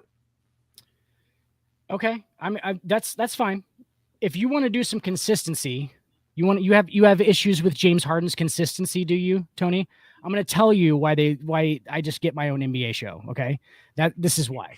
Okay. I'm going to go with you from 2012,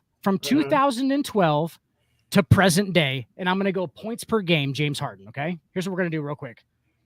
26, 25, 27, 29, 29, 30, 36, 35, 24, 24, 24, 22, 22, 22, 22, 22.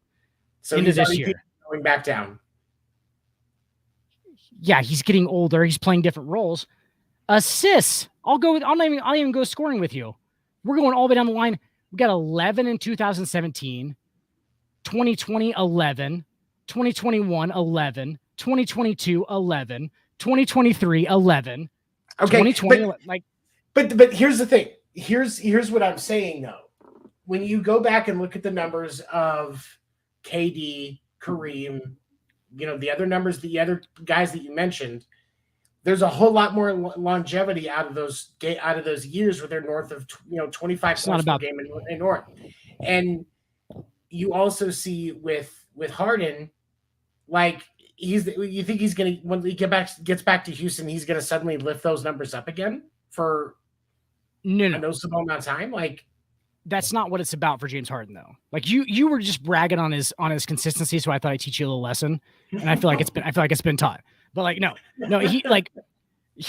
it wasn't. That's never been about consistency or like these big long numbers. Like he didn't average 30. He's not going to average 30 for 10 years. He's not going to be. He's not LeBron James as a scorer, even though it's not LeBron's best skill. I've said it on every show now. But that's every. He's not going to be LeBron James. So no, he's not. No, he's not going to be. But here's my point, though, real quick. It's not about that for James Harden. James Harden wants to be considered a revolutionary player to the NBA. He wants to be considered in that top level scorer category because he is in that top level scorer category because he is the precursor to Stephen Curry. He is the precursor to what Stephen Curry became. Stephen Curry came and changed the game. Stephen Curry was like Harden on steroids. Like, if you watch his game when he's at Arizona State and everything, dude, this guy was dribble. He's just Steph Curry, but kind of like a little bit more. It's more shaky. It's not as controlled. It's a lot of like, but it's step back threes. It's shooting a lot of threes. It's shooting. It's fucking getting the dudes to jump up into you. That's his. He wants to be considered one of the guys who changed the game. And I personally think that he did. If you watched him back in 2010, okay. All right. In that sense, changed the game, yes. But I don't know that I can put him in that high of a conversation with the scorer, though.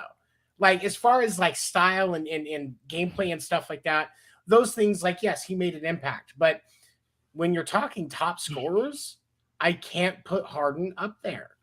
I just can't.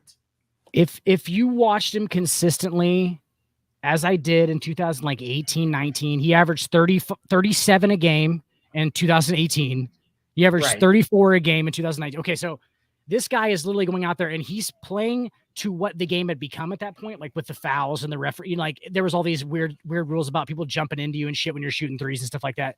Like he basically took that and like he was so skilled that he was able to go, okay, I'm just gonna like start using all this shit for like my advantage. Like he was like, I'll just get a guy up in the air. LeBron did with the flopping and stuff like that. So. Yes, kind of. Well, I feel like you have to say that shit. Jesus, now we got to get a whole different conversation. No, but no, I'm fucking. You've offended me a couple times tonight, bro. I've gotten fucking real salty about some shit. About some it's fucking so easy shit. to tip you off too.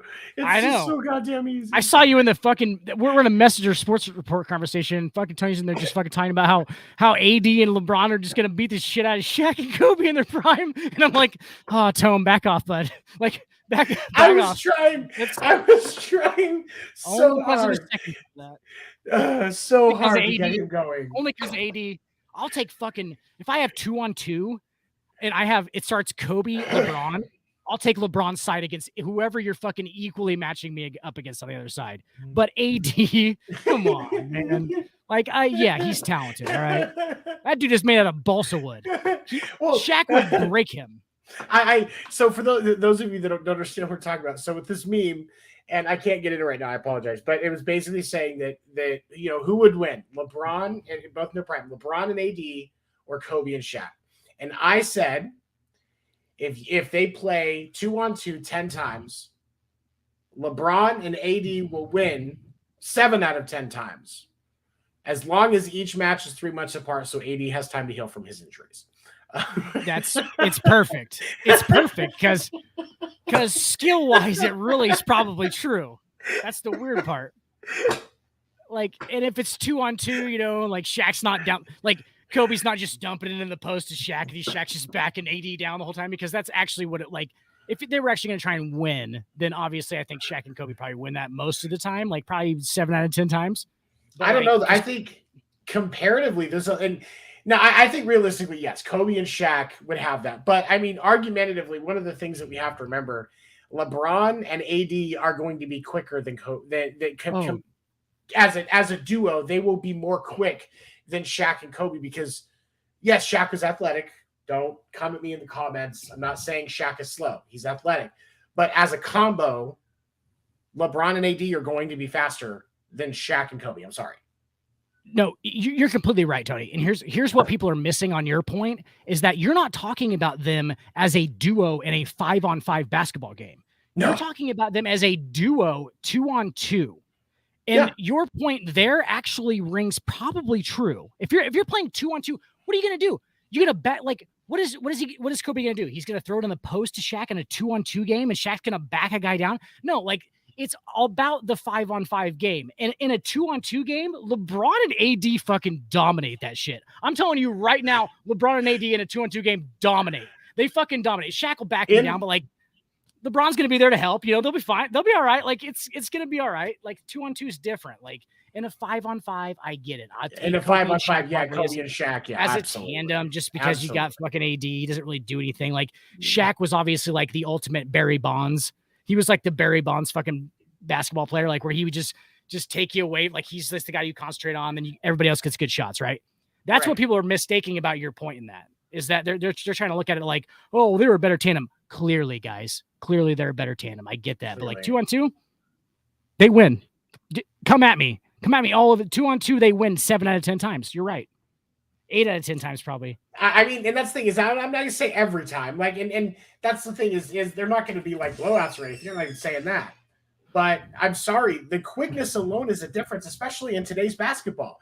The slower teams have a harder time keeping up in games and get behind. That's the way that basketball is now. Speed is so much more important than it used to be because you had a lot more bigger guys like Shaq. Okay, okay. Let me rephrase it. There were a lot slower guys. There was more about the skill and the accuracy than it was the athleticism. And now athleticism is so much more of a huge component to a professional basketball player than it used to be. That I feel like LeBron and AD are going to just have that quickness that's going to be different than what Kobe and Shaq had. Now, of course, Kobe's quick and smart and all of that, but I just, as a combo, the advantage, the speed advantage goes to Bron and AD. I was gonna say I hate to be that guy, but like on the other end of that matchup, you have LeBron against Kobe Bryant.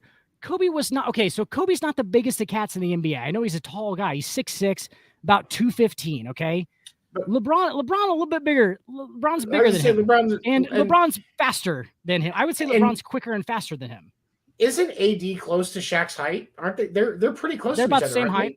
I was saying AD's probably like an inch shorter, inch or two shorter, and he's given up about 100 pounds. And in their prime, right, he's given up 100 pounds. But that's close on the other side too. That's close. And in a 2-on-2 game, it's more about spacing and stuff. Like I said, you're not posting people up in 2-on-2. Just get a guy down and fucking dig at it. Like in a 5-on-5 game, it's different. Obviously, you have Shaq taking away all the attention. But like, yeah, this is about true fives. Okay. And then one more question for NBA stuff today. Yeah. Should the Suns be considering firing Monty? I mean, yes, they are. I'll guarantee they are. They're definitely thinking about it, but they're not gonna do it. There's no way that they can do it. I don't think for PR. What happens to Phoenix if the Suns fire Monty Williams tomorrow?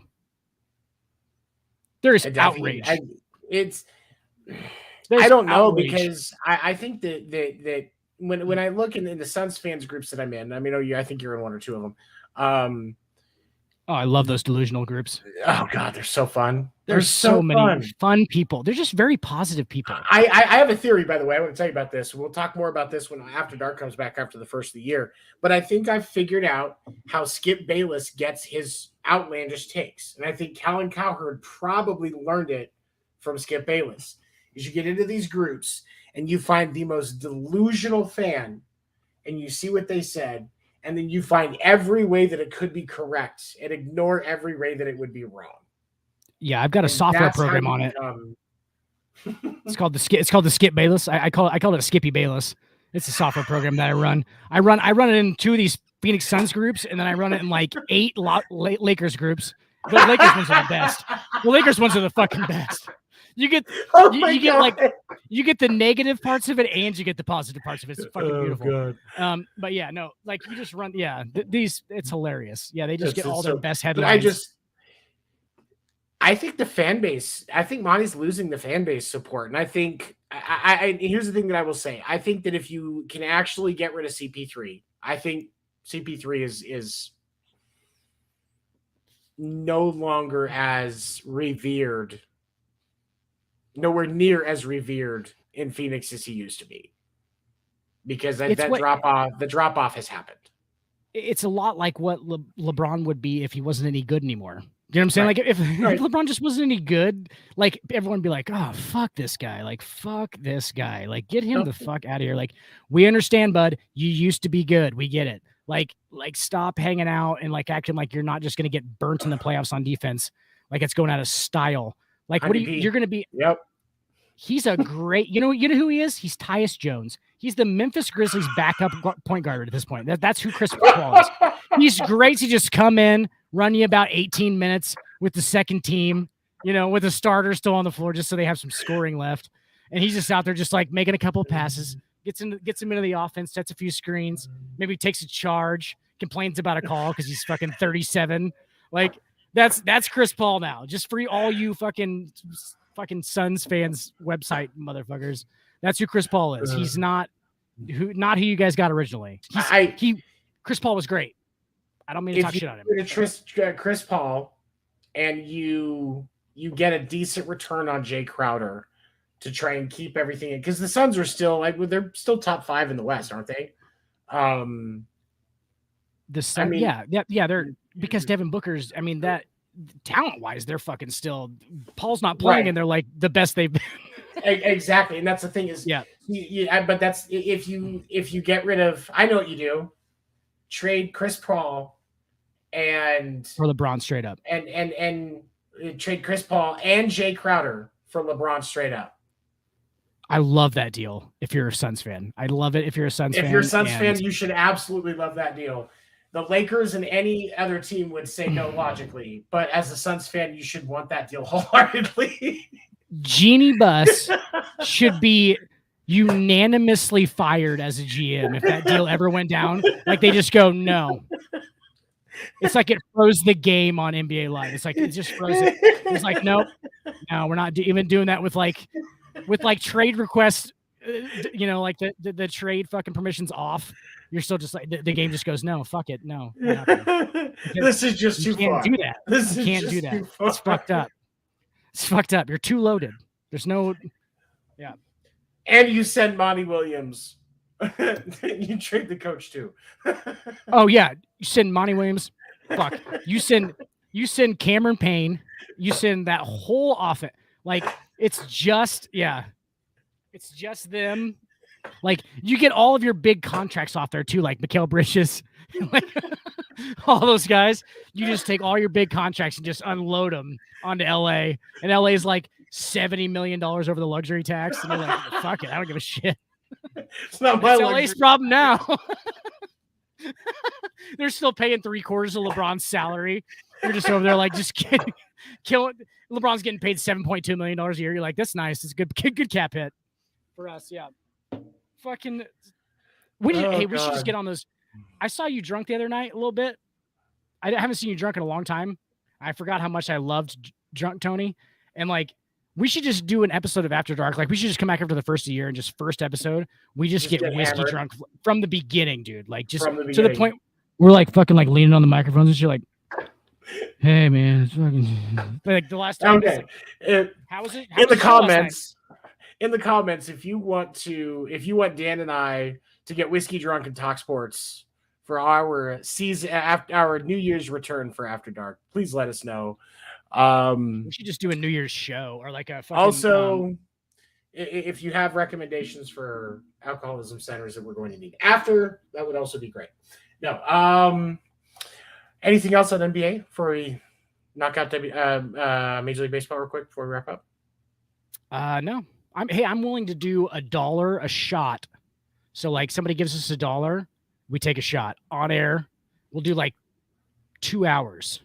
We just put our Cash App up and Whoever gets the we'll just do it to the show. We'll just do it to like the network. Like, so anybody who gives us $1 on our show, like at the network on New Year's, we both take a shot. We have to just so everybody. So we just I don't know how bad that's gonna get. I can't do a New Year's Eve. I will New Year's Eve. But for our first show back, I mean, yes, I like it. First show back, we'll do that. I wonder how long it'll take to get us pulled off the internet. Hey, I've been practicing, so I'm good. Probably going to be drinking the namesake on my shirt, full of bourbon. No, okay. Bourbon. So bourbon. Bourbon makes the world go happy.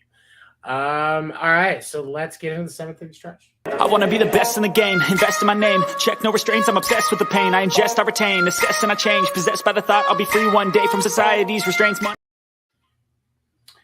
All right, 7th inning stretch. Really quick shout out to my buddy Sean Slackman over at Gunslinger Soap. You can go to gunslingersoap.com right now and sign up to get 15% off of your first order and always free shipping. Gunslinger Soap is handmade soaps and beard products made without all the junk to pamper your skin. Definitely take advantage of the great deal on their website. Get stuff for your loved one in time for Valentine's Day, because obviously that is now fast approaching. I use this stuff every day. Great soap. They've got beard oil kits, wives, if you're looking for something for your husband for Valentine's Day.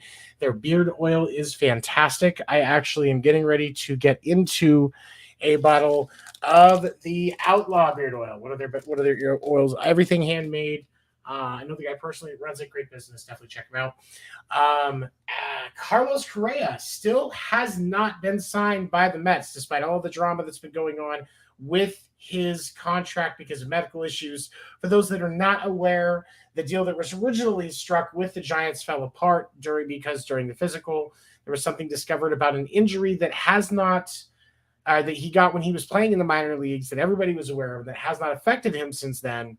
Teams seem to be getting held up about it, so I'm sure there's more information there that we are missing. Scott Boras is definitely in a panic because he has now had his second major team flounder at a long-term deal for the 27-year-old shortstop. The Mets deal that they are now tabling as they discuss things was 12 years, $315 million. How much more do you think that the numbers drop before he finally gets signed? And do you think it's going to be with the Mets? I think it still is with the Mets. But like I saw that meme today that's the Moneyball thing where it's Jonah Hill. And he's like, Billy, this is Carlos Correa. He's like, every time a team sees his physical, he's like, they freak out. I think we could sign him for $287,000. I just love that shit though. But yeah, if you see Moneyball, great movie. We always rep Moneyball on that. That's a great baseball movie. It's fucking so good, dude. That movie's so good. But, scary accurate. This is Carlos Correa. This is Carlos Correa. Yeah, that's what it is. But no, I think the Mets will end up. I think they end up paying him, but I think it'll be like way under the table lower. It'll be like they'd be like, oh, maybe we just maybe 6 years. Like they do something weird, and it comes out to be like some weird deal. And we're like, all right, so he's still getting paid like top of the line shortstop money, but like they cut the years down. There's like a bunch of clauses and shit. I feel like that's how it's going to go.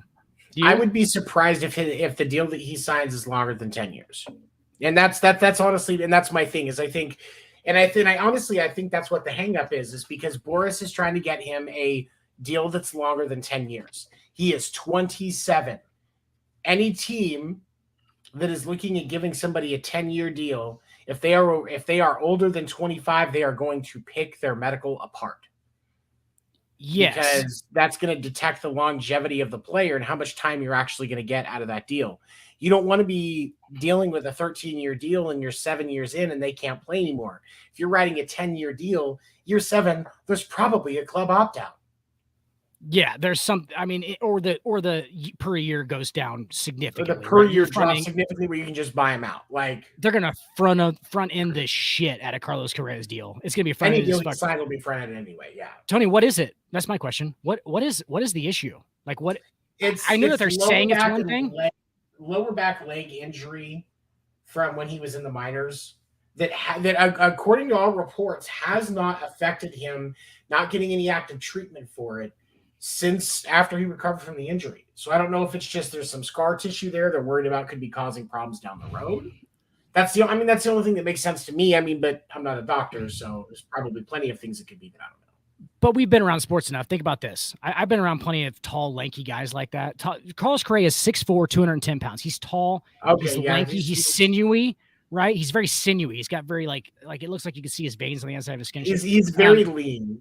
Very lean. Okay, so like what happens to a lot of those lean guys is their tendons seem to be a little bit overgrown as far as their skeleton goes, and like their tendons are very weird. They stretch, they pull. This might be a fucking spinal issue. It might be a thing where they think that maybe at some point he's going to have such bad back issues that he might not be able to play, let alone maybe be physically okay anymore. Is what it sounds like. I did see some people wondering if this was a similar to Mike Trout issue where there's like it's some kind of a lower back issue to the point where you're concerned about really what you're going to get out of the back end of his career. Which, no way, bro. Again, when you're looking at the long distance, when you're looking at a long contract like that, you've got to look at everything. That's the way the business goes.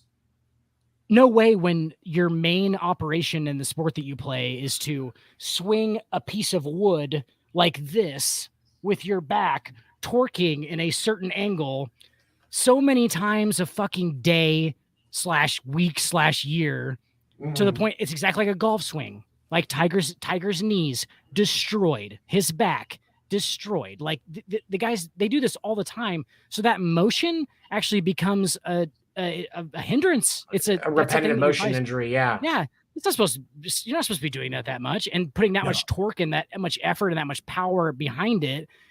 It could be an issue. You know, like you said, Mike Trout. Trout's is because he's taking BP all the time. They had to stop him from taking BP because he was doing it so much that he was just killing himself, basically. Like they were just like, dude, you got to slow the fuck down, man. Like you're going to have to play for a while. And like, that's what Carlos Correa might have to do. Like Carlos Correa has been doing it so much. He's just in that same motion. It's the same muscles, you know, it's the same. And our bodies get worn out, dude. We're not meant to do this shit. You know, like they were not evolved to do this stuff. We're really not. Like we're all new to this, you know, and Carlos Correa's body's just kind of new to it. And they're like, oh, fuck, he might not be able to play till he's 35. And they're like you said, they're just breaking the medical down like hardcore. And they're going, well, if you can't play, you know, if you can't play that long, we're not going to give you that long of a deal. So yeah, I think that's the deal. And, but the thing of it is I think that if he doesn't, but conversely, I think if Scott Boras doesn't get this deal to north of 10 years, he's going to lose credibility in the industry. Oh, well, the thing is, like, does Boras ever lose anything? Does he? Because in Boris's mind, if he doesn't lose anything, is anything really lost? Because that's the whole universe. And that's how he plays. Seriously, that's how he plays his fucking game, dude. Is like, it's Boris's world, man. I got all these big deals. I had Alex Rodriguez. I had the biggest deals of all time. You guys can suck on me, or I go to somebody else and they suck on me. Like, that's basically the whole deal with Boras. And that's what an agent is like now. And I mean, does he lose credibility? No, he'll blame it on fucking Carlos Correa having a fucking medical issue. You know he will. He'll sell Carlos Correa down the fucking right. I mean, conspiracy wise, he'll just sell Carlos Correa down. He'll be like, yeah, Carlos Correa. He's in the back circles where he's going to lose credibility at. You know, he'll be like, Carlos Correa had some issues. Like, I was just trying to do my job and sell it. Yeah. Yep. I don't know. I think it's an interesting scenario, but we'll see what happens. Lane, don't bring this in here anymore with your Seattle. All right. Gino. That was early. I know it was early. I know it was like an hour ago. Yeah. But I'm still gonna talk shit on him. Lane, don't bring your Seattle Seahawks bullshit in here, okay? We're trying to make a successful show, and talking about the Seahawks is not the most successful thing we can do right now, Lane. Okay. All right. So just why don't you worry about the success of the network and not yourself? And Lane. We'll go ahead. He's right back to like, fuck this guy. We can go ahead and wrap up with this. We're not going to be able to hit it on After Dark. Trevor Bauer's suspension has been shortened and ended. Trevor Bauer. The reason that he has been reactivated is because they counted the 50 games from the 2021 season where he was on administrative leave and unable to play. He was getting paid for those. He had to pay that back, but as a result, he is reinstated and can start with the beginning of the year. Gets the money back. and back into his contract. If there are rumors that the Dodgers are considering cutting him. I think they're going to see if they can find a trade partner first. Which, if they're planning to cut him, they're not going to find a trade partner to get anywhere near what he's worth.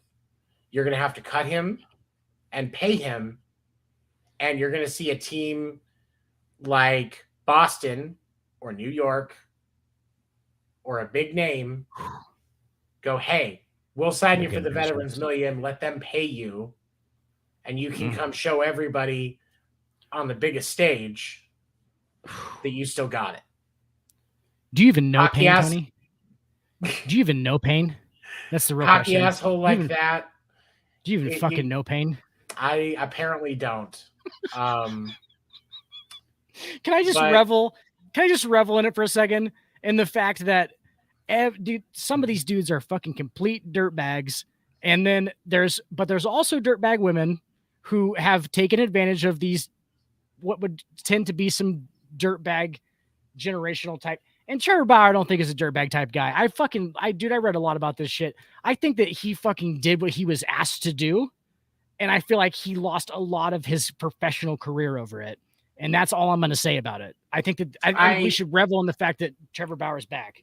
There is video proof that calls into question some of the claims of this woman, especially the claim that really shut down his career, that calls into question. And even as somebody that was a victim of sexual assault, every victim deserves to be heard, but every person that's accused deserves their day in court.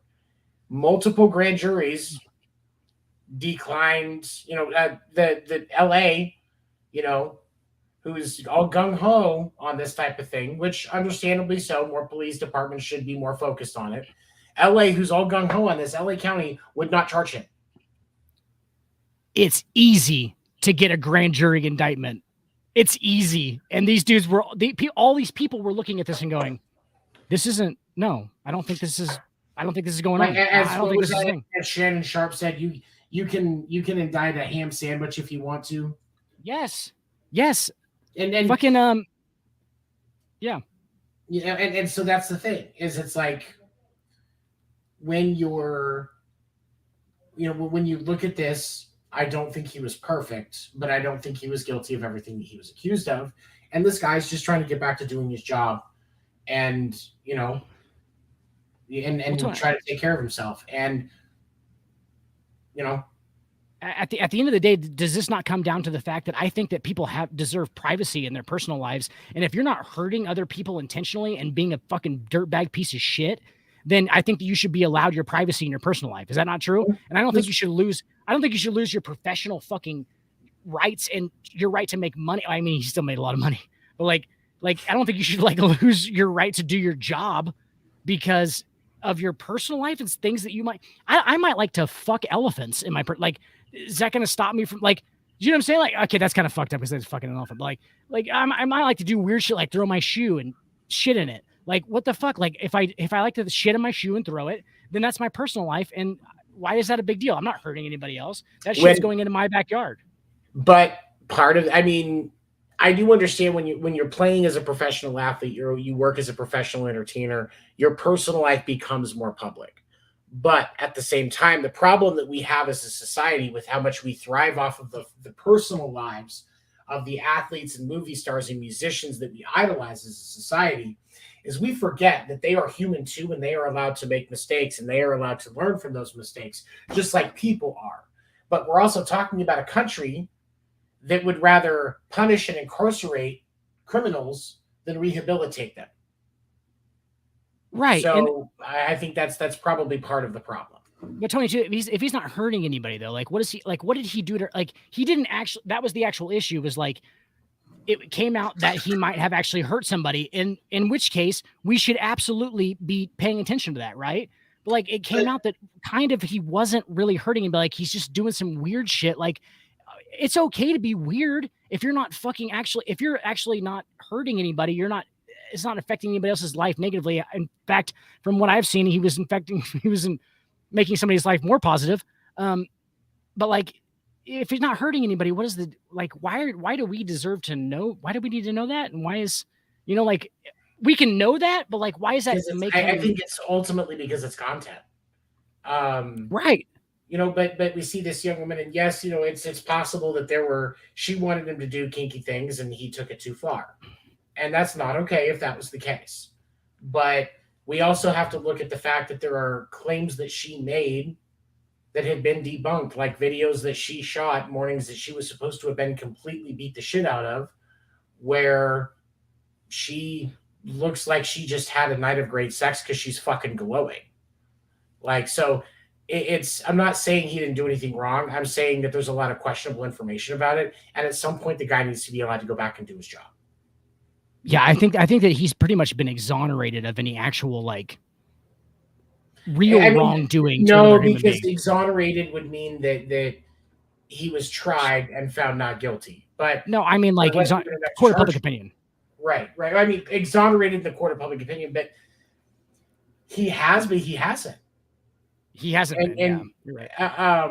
And what's crazy is, you know, because Tyreek Hill, there's documented proof. Hey, DHG Nemo. What up, dude? There's documented proof that Tyreek Hill didn't do most of the things that he was accused of. But at the same time, if you go onto Tyreek Hill's Twitter, look at any post that he makes, there are references to him breaking his child's arm. There are references to him beating the mother of his child, both of which were proven to have not happened and she was framed for. The audio clip that went viral was actually edited by a news station to try and create a story. They lost millions of dollars in marketing contracts from the Chiefs because of what they did. But that's not what matters, Tony. The original report is what matters. The original report is what matters, and that's the clickbait. And as somebody that was a victim, an actual victim of sexual assault, and hello. As somebody who's an actual victim of sexual assault, I don't want somebody to be incorrectly ostracized for things that she didn't do. Like, nobody wants to be. You want to take that one, Tony? Nope, we're gonna leave that one alone. There's no point in it. But there's no value in holding Tyreek Hill or Trevor Bauer, anybody else who gets falsely accused. There's no value in holding them down. They deserve better. But yeah, Nemo, we know we're with you on that one, bro. Sentiment exactly. Yeah. Somebody asked us to burp and fart in a mic one night when we were running kind of late. So I thought that I did. That one. Somebody you was just did. That's right. You did. Yeah. Yeah, several times. It was very sensual too. Very sensual belches. But the Dodgers would benefit from having Trevor Bauer in their rotation. But ultimately, I think he gets cut or traded, and I hope to God Boston grabs him because we could use a fucking pitcher like him. Why does he want to go? Why does he want to go to the worst place? The worst place you can go in the East, when he can come to the best place you can go in the East, baby.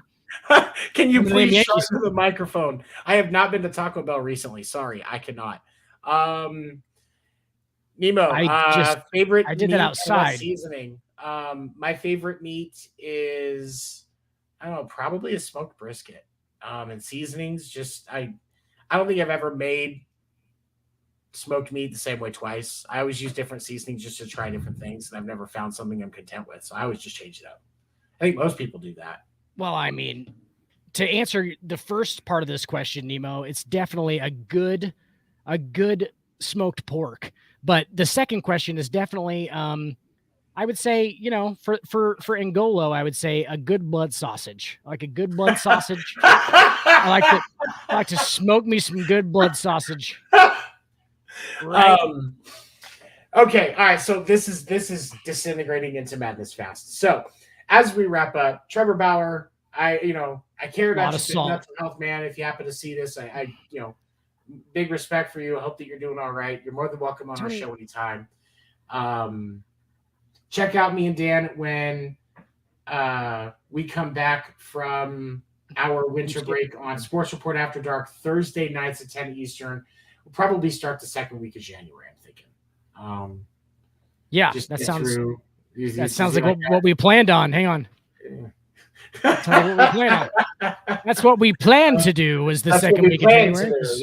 Yeah. We're yeah. professionals and we do things beforehand. Yeah, as you can tell from everything you've seen tonight, we're complete professionals. But Then this show is not for you. yeah, a lot of short meats on this show. We're all Just it's stereotypical white guys. Like basically, we're Asian from the waist down. every And- girl I've ever been with has been able to deep throat me. Like that's Yeah. basically what we're going with. Yeah, they don't have to worry about teeth because they don't have to open their mouth very much for it to It's be. I have lipstick on the balls and everything. It's a One whole ball, thing. yeah.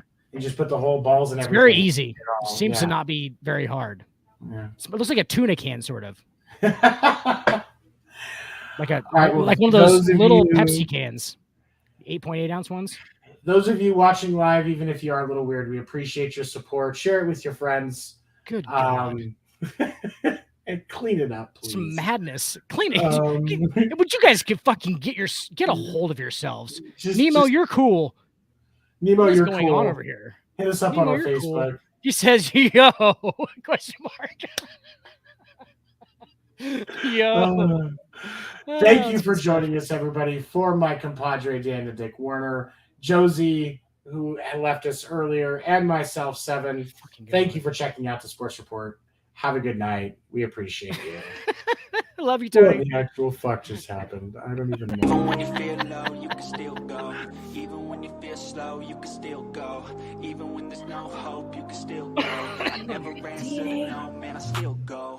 Go, go, go, go, go, go, go, go, go, go, go, go, go, go.